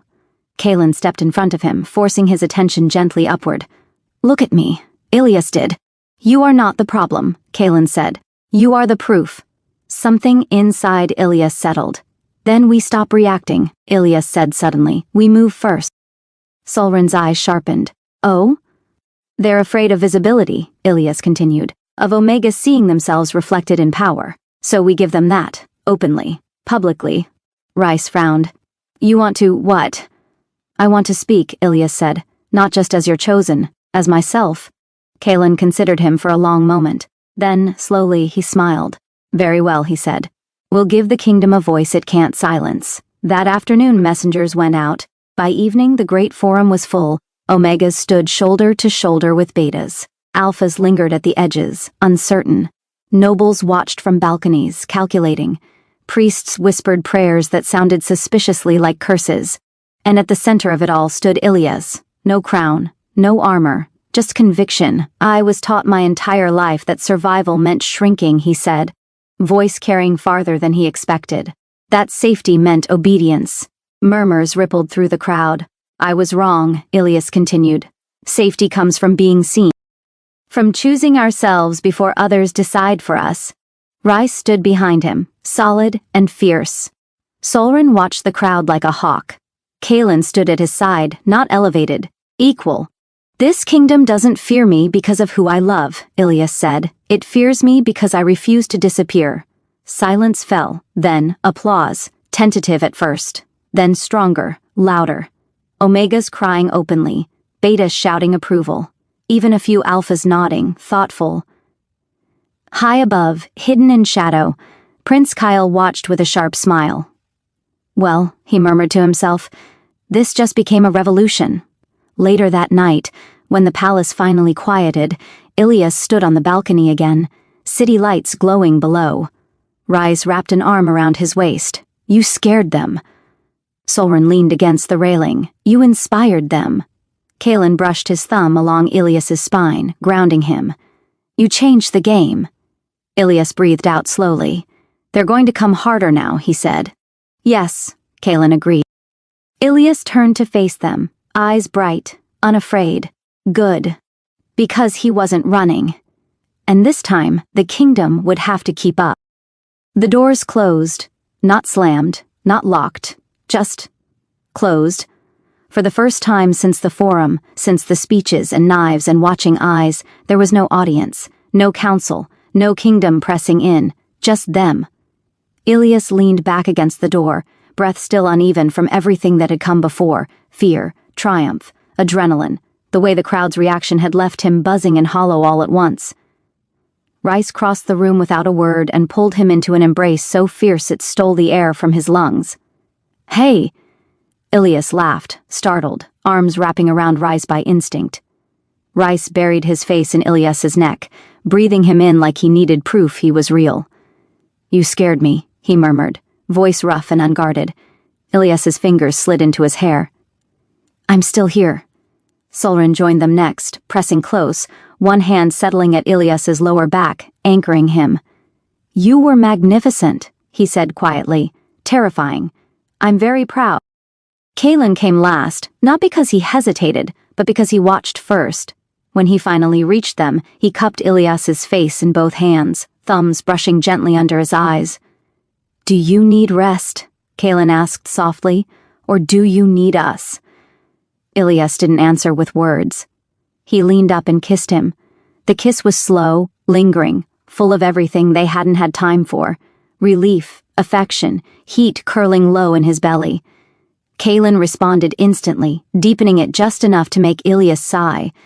Rice made a sound that was half laugh, half growl. "Oh, that's what we're doing." Soren smiled and tilted Ilyas's chin back just enough to steal a kiss of his own, teasing clever, making Ilyas gasp. "Greedy," Ilyas accused softly. Soren shrugged. "You started it. Hands were everywhere then. Not rushing, not desperate, but indulgent." Rise's arms wrapped around Ilyas from behind, solid and warm. Kaelin's hands slid from Ilyas's face to his waist. Soren's fingers traced slow patterns along his spine, sending shivers everywhere they touched. They guided him, not pushed, toward the bed. The moment his knees touched the mattress, the tension finally broke. Ilyas laughed, breathless, as Rice followed him down, careful even in desire. Soren shed his coat with elegant impatience. Kaelin remained close, eyes dark, steady, never leaving Ilyas's face. "You don't have to be strong here," Kaelin said quietly. Ilyas swallowed. "I don't want to be—" That was all it took. They kissed him like they meant it. Soft at first, too soft for men who could command armies. Kaelin's mouth was reverent, lingering like he was memorizing. Soren's was clever and precise, coaxing smiles and sighs alike. Rise's was hungry but grounding, every touch saying, "I've got you." Clothes became negotiable, not torn away, removed. Fingers brushing skin, mouths following, warmth building slow and sure. Ilyas's senses blurred into scent and heat, and the steady hum of the bond wrapping around him like silk. When they finally settled together, bodies pressed close, Ilyas found himself tucked between them, supported on all sides, held. The intimacy deepened, not frantic, not consuming, but unavoidably physical. Hands learned the language of his body. Kisses turned heavier, breath shorter. Ilyas gave himself over willingly, arching into touches that made his thoughts scatter. He felt chosen, not claimed, not cornered, chosen, time lost meaning. The bed creaked softly beneath the weight of shared warmth. The world outside might have been burning for all Ilyas cared. Inside this room, everything slowed to the rhythm of breath and heartbeat and touch. When it finally crested, when sensation overwhelmed thought and left him shaking and boneless, it wasn't overwhelming. It was right. Later, much later, he lay sprawled across Kaelin's chest, cheek pressed against steady warmth. Rice lay curled at his side, arm draped over both of them, thumb tracing lazy circles on Ilyas's hip. Soren lounged nearby, one leg tangled with theirs, watching them all with quiet satisfaction. Ilyas let himself be still. "I could get used to this," he murmured. Rice chuckled sleepily. "Careful. We'll hold you to that." Soren smirked. "You already started a revolution. Might as well enjoy the perks."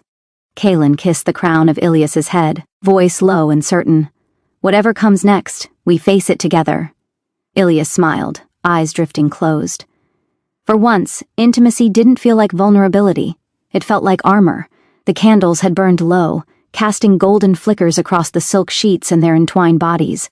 Ilyas lay cradled in the very center of the vast bed, exactly where he belonged. Surrounded, cherished, held, Soren, ever the quiet protector, had pulled Ilyas fully into his lap, back to chest. Strong arms wrapped around the omega like living armor. His broad hands rested gently over Ilyas's lower belly, where the lingering fullness still warmed him from within. Soren's nose traced slow, reverent paths along the side of Ilyas's neck, breathing in deep pulls of his softened scent, honeyed rain and blooming jasmine now laced with their combined essence. Every exhale was a quiet rumble of contentment. "You're safe," Soren murmured, the words so soft they barely stirred the air. He pressed a lingering kiss behind Ilyas's ear, then another to the fresh mark at his shoulder. "Always safe with us." Rice stretched out along Ilyas's side, propped on one elbow so he could gaze down at their omega with that playful yet tender smile that always made Ilyas's heart flutter. He lifted Ilyas's hand to his lips, kissing each fingertip slowly, then turned it over to nuzzle the sensitive inner wrist. "My sweetest star," Rice whispered, voice velvet. "Do you feel how much we adore you? Every beat of our hearts is tuned to yours tonight." He leaned in to brush feather-like kisses along Ilias's jaw, then captured his lips in a slow, swaying dance. No rush, just endless affection. Kaelin knelt at Ilias's other side, close enough that their thighs pressed together. He gathered Ilias's damp hair away from his face with careful fingers, tucking stray strands behind his ear, before cradling the Omega's cheek in his palm. His thumb stroked gently over the apple of Ilias's cheek, wiping away the last traces of overwhelmed tears of joy, not pain. "Look at me, love," Kaelin said quietly, voice steady and warm like hearth fire. When Ilias's lashes fluttered open, Kaelin's gaze softened further. "You gave us everything tonight, and we will spend every tomorrow giving it back to you 1,000 times over." He bent to kiss Ilias's forehead, then his closed eyelids, then the tip of his nose, each touch deliberate, worshipful. Finally, he settled lower, curling around Ilias's front so the Omega was pillowed between Kaelin's chest and Solrin's. Rice shifted closer too, draping one leg over both of theirs, creating a living cocoon of warmth and safety. Ilias sighed, a long, blissful sound, and melted completely.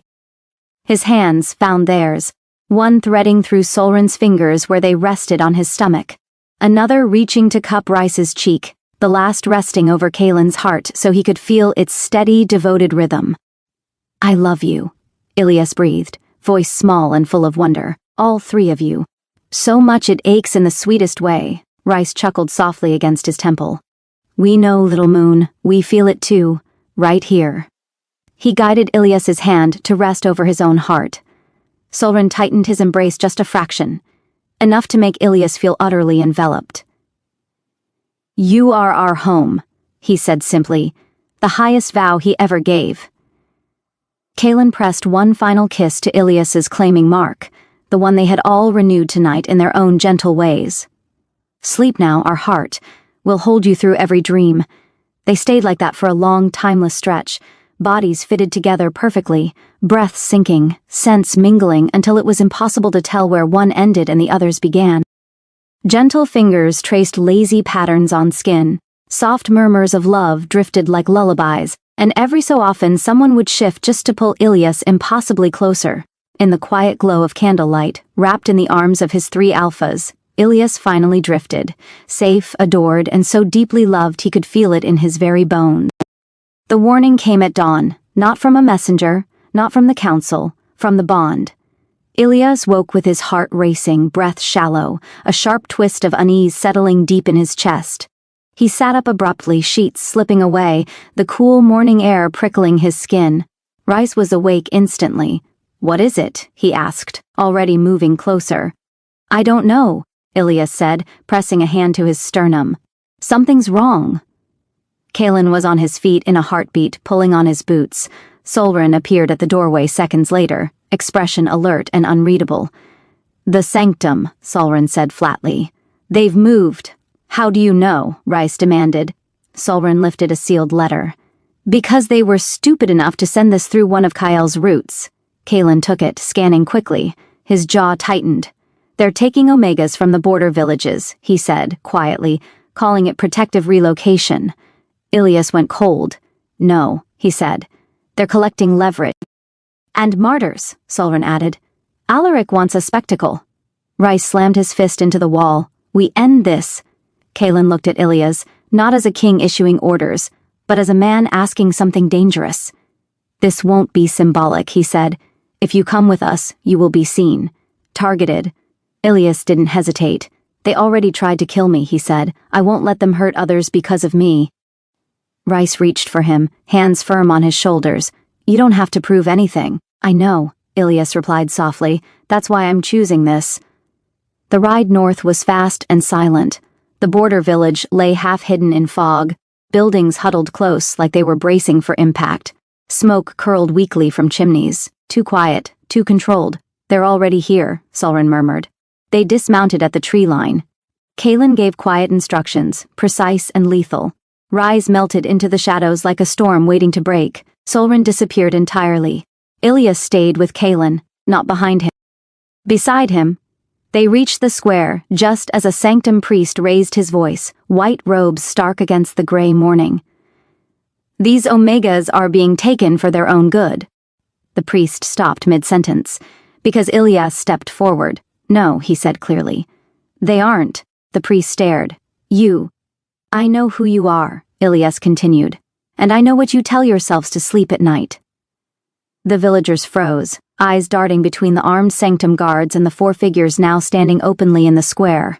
"You don't speak for the gods," Ilias said. "You speak for fear," the priest sneered. "You think your indulgences make you authority?" Rice appeared behind the guards like death given shape. Solren disarmed another before he even realized what was happening. Kalen drew his blade. Not raised, not threatening, just present. "I am the authority," Kalen said calmly, "and this ends now." The fight was short, not because it was easy, but because it was decisive. When it was over, the sanctum's banners lay in the mud, guards bound and furious, villagers shaken but safe. Ilias stood amid it all, hands trembling now that the danger had passed. Rice was at his side instantly, pulling him close, pressing his forehead to Ilias's. "You okay?" Ilias nodded, breath hitching. "I didn't run." Solren smirked faintly. "You scared a priest into silence. That's impressive." Kalen cupped Ilias's face, thumb brushing gently beneath his eye. "You were extraordinary." The bond thrummed, stronger, deeper, braided tight by shared danger. That night they camped just beyond the village. The fire burned low. The stars were sharp and cold overhead. Ilias sat wrapped in a cloak, exhaustion settling into his bones. Rice pulled him close, tucking him securely against his chest. Solren leaned in on the other side, warmth steady and reassuring. Kalen settled behind him, arms encircling him fully, grounding him with solid presence. No one spoke for a long while. Finally, Ilias murmured, "They're going to come for us harder now." "Yes," Kalen said quietly. Rice kissed the side of Ilias's head. "Let them—" Solren's voice was low, intent. "They've underestimated you from the beginning." Ilias smiled faintly, eyes drifting closed, cocooned in warmth and certainty. "I'm not afraid," he said, and for the first time since the chase began, it was true. Not because the world had grown safer, but because he no longer faced it alone. Hatred, Ilias learned, did not always shout. Sometimes it smiled. The days following the border incident were worse than the attack itself. Rumors moved faster than messengers now, twisting truth into something poisonous. In taverns and temples, whispers grew teeth. The Omega has bewitched them. The kings have been unbalanced. This is not love, it is corruption. Ilias felt it in the way eyes lingered too long, not fear, covetousness. They were in the capital again, walking through the lower terraces where nobles paraded influence like perfume. Kalen's hand rested lightly at Ilias's back, steady and protective without being possessive. Rice flanked them like a storm barely leashed. Solren watched everything and missed nothing. That was when Lord Avenir stepped into their path, young, handsome, alpha, draped in blue and silver with the confidence of someone who had never been told no. "My kings," Avenir said smoothly, bowing just deep enough to be polite. His gaze slid immediately to Ilias. "And, my lord." Rice bristled. Solren's eyes narrowed. Kalen's expression didn't change, but the air shifted. "I don't recall granting you that familiarity," Ilias said calmly. Avenir smiled wider. "Forgive me. I only meant respect." His scent flared, intentional, invasive. Ilias stiffened. Rice stepped forward instantly, placing himself between them, growl low and unmistakable. "Watch yourself." Avenir raised his hands innocently. "I meant no offense. I was merely curious." Solren laughed softly, humorless. "Curiosity gets men killed." Avenir's gaze flicked between the kings, then returned to Ilias, assessing, appraising. That was when Kalen spoke. "You will address him by name," Kalen said. "Or not at all." The warning was quiet, deadly. Avenir flushed, bowing again, this time deeper. "Of course. My apologies, Ilias. The damage was already done." They walked on, but the tension followed. When they reached the privacy of Kalen's study, Rice slammed the door shut, fury radiating off him. "I should have broken his jaw." "He wanted that," Solren said coolly. "Martyrdom by insult." Ilias leaned against the table, arms crossed. "This is going to keep happening. Yes, Kaelin said, because you are visible. And desired, Rice added darkly.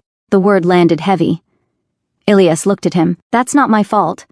I know, Rice said immediately, voice softening. I know, He ran a hand through his hair. I don't like the way they look at you, like you're something they can take. Solren tilted his head. You're not jealous of him. Rice hesitated. I'm afraid, he admitted. The honesty cracked something open. Ilias crossed the room and took Rice's hands, grounding him. You don't own me. I don't want to, Rice said fiercely. I just want to keep you safe. Kaelin joined them, resting his hand over theirs. Fear doesn't make you weak. Acting on it blindly does. Solren sighed. And before we all get tender, this isn't just about jealousy. He turned, pulling a folded parchment from his coat and tossing it onto the table. Ilias unfolded it. His stomach dropped. It was a sermon draft, circulating quietly through sanctum-controlled temples. The Omega who sits above his station, a temptation sent to test the faithful, their turning desire into doctrine, Ilias said quietly. Kaelin's jaw tightened. Alaric is reframing hatred as holiness. And worse, Solren added, he's encouraging Alphas to see you as something that must be either claimed or destroyed. Rise's hands clenched. Let them try. They will, Solren said. Soon, that night, the hatred found its voice. Stones struck the palace gates. Shouts rose from the lower city, angry, righteous, afraid. Ilias stood at the window, watching torches flicker like fallen stars. They're calling my name, he murmured. Kaelin came up behind him, wrapping him in solid warmth. You don't have to face this alone. I know, Ilias said, but I won't hide from it either. Rice joined them, resting his forehead against Ilias's shoulder. Anyone who tries to take you answers to us. Solren's voice was quiet, dangerous. Anyone who tries to turn you into a symbol without your consent will regret it. Ilias closed his eyes, breathing them in, their scent steadying, familiar, home. Hatred doesn't scare me, he said softly. What scares me is becoming something I didn't choose. Kaelin kissed his temple. You won't. Outside, the chanting grew louder. Inside, the bond held, tested, stretched, but unbroken. Because jealousy could be soothed, desire could be guarded against, but hatred would have to be faced head-on. And the kingdom was about to learn that the Omega they tried to demonize was not alone, and not weak. The summons came wrapped in velvet, an official seal, polite language, a request, not a demand. High Septon Alaric humbly invites the crown, and it's chosen to the sanctum of radiant truth, for reconciliation and prayer. Solren read it once, and laughed without humor. He wants a stage. Rice cracked his neck. He wants blood. Kaelin folded the parchment carefully. He wants legitimacy. Ilias took it from Kaelin's hands, tracing the seal with his thumb. The wax smelled faintly of myrrh, sacred, expensive, and heavy with expectation. He thinks I won't go, Ilias said. He thinks you'll kneel if you do, Rice replied. Ilias looked up, eyes steady. Then we disappointed. The sanctum of radiant truth was built to dwarf the human spirit. White stone rose in blinding tears, catching the sun until it hurt to look directly at it.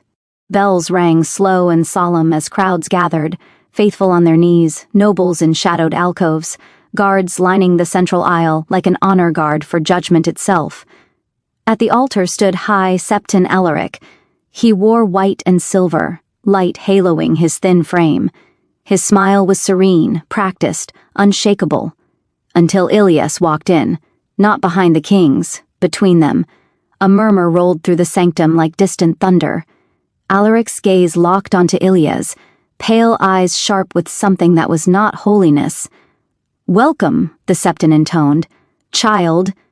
Ilias stopped walking. The king stopped with him. I am not your child, Ilias said calmly. And you will not name me. A sharp intake of breath rippled through the gathered faithful. Alaric's smile tightened. You stand in the house of the gods. Mind your tongue. No, Ilias replied. You mind yours? Rice shifted, ready to explode. Solren watched Alaric like a man already choosing where to strike. Kaelin remained still, but the air around him was iron. Alaric lifted his hands. We are here to discuss the imbalance that has gripped the realm. An Omega elevated beyond divine intent, by choice, Ilias interrupted. Alaric's voice sharpened. There are roles, invented by men who benefit from them, Ilias said. His voice carried, clear and unwavering, not by gods who never spoke them aloud. Silence slammed down hard. Alaric stepped closer to the edge of the dais. "You presume to know divine will. I presume," Ilias said, "that a god who requires fear, obedience, and blood to maintain order is not a god worth kneeling to." The sanctum erupted. Shouts, gasps. A priest fainted outright. Alaric's serenity cracked. "Blasphemy," he hissed. "You corrupt them with desire." Ilias laughed softly. "No, you're angry because they desire me and I didn't disappear." That was when Alaric made his mistake. He lifted a hand and gestured toward Ilias. "Seize him." The guards hesitated, because 3 kings turned as one. Kalen drew his blade, not raised, not threatening, just present. "Stand down." Rice stepped forward, scent flaring, eyes blazing. "Choose carefully." Solrin smiled like a knife. "This ends badly for you." The guards froze. Alaric stared in disbelief. "You would defy the gods?" Kalen's voice rang through the sanctum. "I defy you." Ilias took one last step forward, standing at the foot of the altar. "You don't hate me because I broke tradition," he said quietly. "You hate me because I proved it was never sacred to begin with." Alaric's voice shook. "You think this ends here?" "No," Ilias said. "I think it begins." He turned, not fleeing, not bowing, and walked back down the aisle between the kneeling faithful. Some did not look up, some did. One Omega reached out, trembling, brushing Ilias's sleeve as he passed. Hope is dangerous that way. Outside, the sun felt warmer. Rice let out a breath he'd been holding for minutes. "You just declared war on a god." Ilias smiled faintly. "No. I reminded a man he isn't one." Solrin glanced back at the sanctum, eyes calculating. "He'll retaliate." Kalen rested a hand at Ilias's back, grounding and steady. "So will we." Ilias leaned into the touch, heart racing, not with fear, but with clarity, because something had shifted. The gods had not struck him down. The people had seen him stand, and the man who called himself holy had blinked first, that night, as they lay tangled together in quiet intimacy, hands warm, breaths shared, the bond humming steady and sure. Ilias finally slept without dreams of running, because the chase was over, and the reckoning had begun. The first sign was not pain. It was stillness. Ilias woke one morning before dawn. The world hushed in a way that felt deliberate.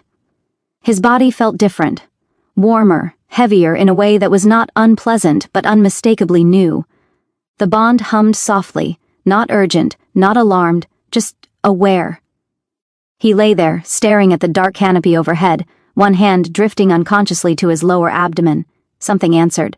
Not movement, too early for that, but a deep, quiet presence, as if his body had made a decision without asking permission. Rice stirred beside him. "You're awake." "Yes," Ilias whispered. Rice rolled closer, arm draping over his waist instinctively. His scent shifted, concern threading through warmth. "You're different." Kalen sat up across the room, already alert. Solrin appeared in the doorway moments later, drawn by the subtle shift in the bond. No one spoke for a long moment. Then Solrin said carefully, "Ilias, when was your last heat?" Ilias swallowed. "Weeks ago." Rice went still. Kalen's breath left him slowly. Solrin closed his eyes. "I'll call the healer." Quietly. The healer was old, sharp-eyed, and had delivered half the royal line in secret and scandal alike. She said nothing unnecessary, her hands gentle but certain. When she finished, she leaned back. "Well," she said, "there's no doubt." The room seemed to tilt. Rice's hand tightened around Ilias's. "No doubt about." "You're with child," the healer said simply. "Early, very early. But strong?" Silence. Then Ilias laughed, one sharp, disbelieving breath. "That's not possible." Kalen moved closer. "It is." Ilias looked down at himself, mind racing. "This changes everything." "Yes," Solrin said softly. "That's why they'll come for you." Rice rounded on him. "Not helping." Solrin met his glare evenly. "Truth rarely does." The healer cleared her throat. "The bond you share is unusual, powerful. The child will be seen as such, seen, claimed, weaponized, sanctified, or condemned." Ilias felt suddenly fragile, not weak but exposed. His body, once a battlefield of pursuit, had become something else entirely. A sanctuary, a target. When the healer left, the room closed in around them. Rice knelt in front of Ilias, pressing his forehead to Ilias's stomach, reverent and terrified all at once. "I swear," he said hoarsely, "no one touches you. Not ever." Kaelin rested a hand over Ilias's heart. "You don't have to decide anything now." Solren leaned against the wall, arms crossed, eyes unreadable. "But you will have to decide eventually." Ilias nodded slowly. "I won't let them turn this into doctrine," he said. "Or leverage." Rice looked up. "What do you want?" The question hit harder than the revelation itself. Ilias closed his eyes. "I want to keep it," he said. "And I want the child to grow up in a world where their existence isn't a sin or a prophecy." Kaelin exhaled, something like awe in his eyes. "Then we build that world." That night, sleep came fitfully. Ilias dreamed not of running, but of roots, deep and unmovable, cracking stone without asking permission. He woke with Kaelin's arms around him from behind, Rice curled close at his front, Solren's hand resting warm and steady at his hip. Anchors. "I'm afraid," Ilias admitted into the dark. Rice kissed his shoulder. "So am I." Kaelin's voice was low and certain. "Fear doesn't mean regret," Solren added quietly. "It means something worth protecting exists." Outside the palace walls, the sanctum plotted. Inside Ilias's body, something small and impossible had begun to grow.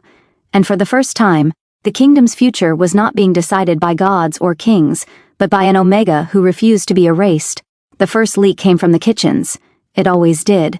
A whisper passed between servants, then another. A healer seen entering private quarters at dawn. A tray returned untouched. An Omega king consort refusing wine.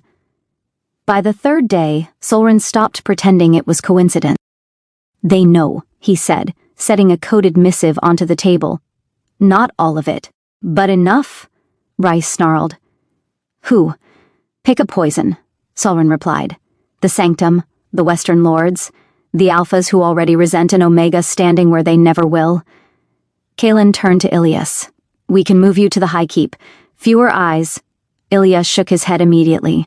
"No." Rice stared at him. "This isn't about pride." "No," Ilias agreed. "It's about precedent."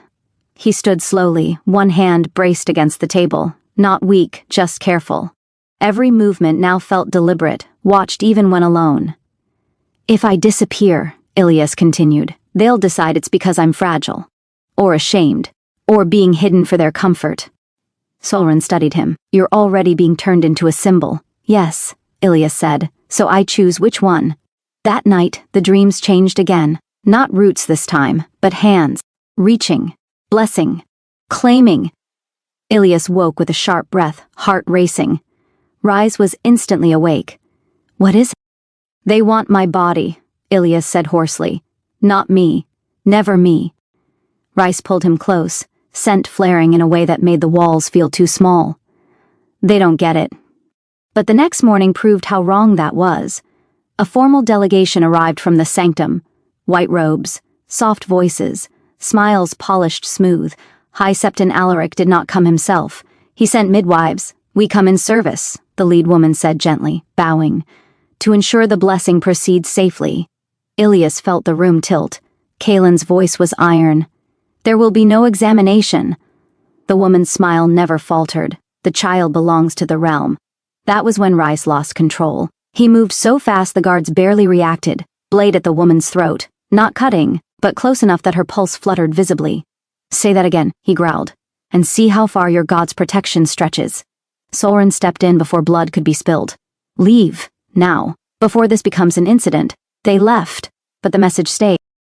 "Your body is a resource. Your child is a claim." Ilias locked himself in the bathing chamber that evening, sinking into warm water that smelled faintly of herbs meant to soothe nausea and nerves alike. His hands rested over his stomach, fingers trembling. "I won't disappear," he whispered, "and I won't be sacred for them." Kaelin joined him quietly, sitting on the floor beside the tub. "You don't have to be strong every moment." "I know," Ilias said, "but I have to be clear." Rice hovered in the doorway, restless, protective to the point of pain. "Let me scare them, please." Solren crossed his arms. "Fear is useful. Martyrdom is not." Ilias looked up at all, three of them. "This child doesn't make me public property," he said, "and I won't let anyone, God or king, decide what this pregnancy means." Salen nodded slowly. Then we announce it. On our terms. Rice blinked. You want to tell them? I want to own it, Ilias replied. Before they rewrite it, silence followed. Then Solren smiled. Sharp, proud, dangerous. Very well. If they want a symbol, let it be one they can't control.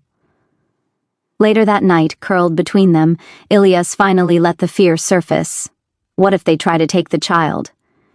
Rice kissed his hair. They won't get close. Kalen pressed his forehead to Ilias's. And if they try... Solren's voice came low and absolute from the shadows.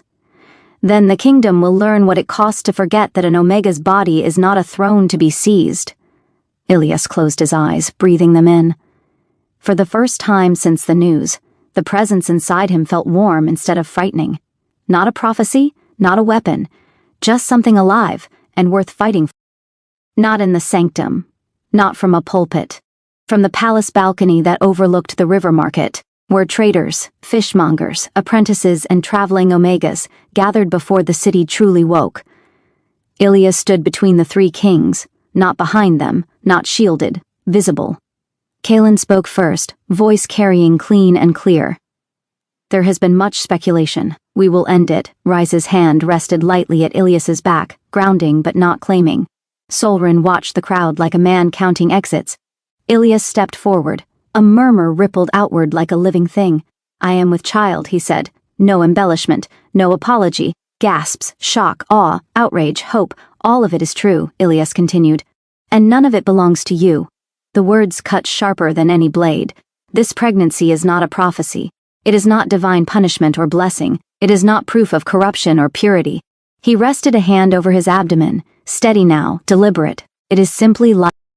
Someone shouted from the crowd, "Who is the father?" Ilias smiled faintly. That question assumes ownership. The crowd stilled. The child will be loved, Ilias said, protected, and raised in a kingdom where no one's body is treated as a battleground for belief. Silence followed. Then, unexpectedly, a woman bowed, an Omega, gray-haired, market-worn. She pressed her fist to her heart. Others followed. Not all, never all, but enough. The retaliation came 3 days later. Not open war, not sermons, poison. A goblet meant for Ilias at a council dinner, intercepted by Solren before it reached the table. The toxin was slow, subtle, designed to steal breath, not spill blood, sanctum made. That night the decision was no longer theoretical. Kalen signed the decree himself. The sanctum's authority over law was dissolved, its lands reclaimed by the crown.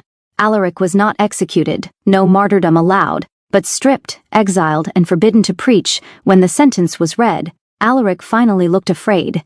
You think this ends belief? He spat. No, Ilias said quietly, stepping forward. I think it ends your control over it.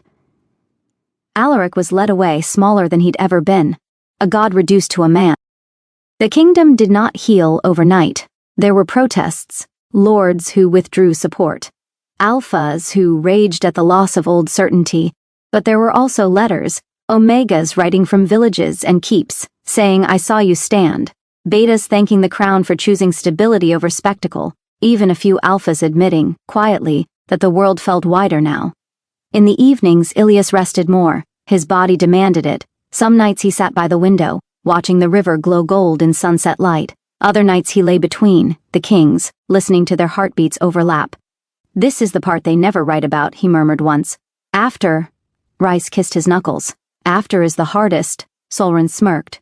After is where you live long enough to be misunderstood. Kalen pressed a kiss to Ilias's temple. After is where history becomes choice. The final threat never came. Perhaps because the cost had become too high. Perhaps because the story had changed. Ilias felt the child move for the first time on a quiet morning. Barely more than a flutter, like a question being asked. He laughed softly, tears blurring his vision. Kalen froze. What is it? Ilias took his hand and pressed it gently to his stomach. Say hello. Rice leaned in, breath caught. Solren went very still. For once, no one spoke. The future moved, not loudly, not violently, but undeniably. The kingdom would remember many things. The scandal, the defiance, the fall of a false god. But what mattered most was simpler. An Omega stopped running. 3 kings learned to follow without owning, and a child was born into a world that had finally made room. Epilogue. Years later, the kingdom no longer whispered his name like a warning. They spoke it like a fact. Ilias stood beneath the old ash tree in the lower gardens, sunlight filtering through leaves just beginning to turn gold. The palace had been rebuilt twice since the sanctum fell, not in stone, but in custom, law, and memory. Some scars remained. That was honesty.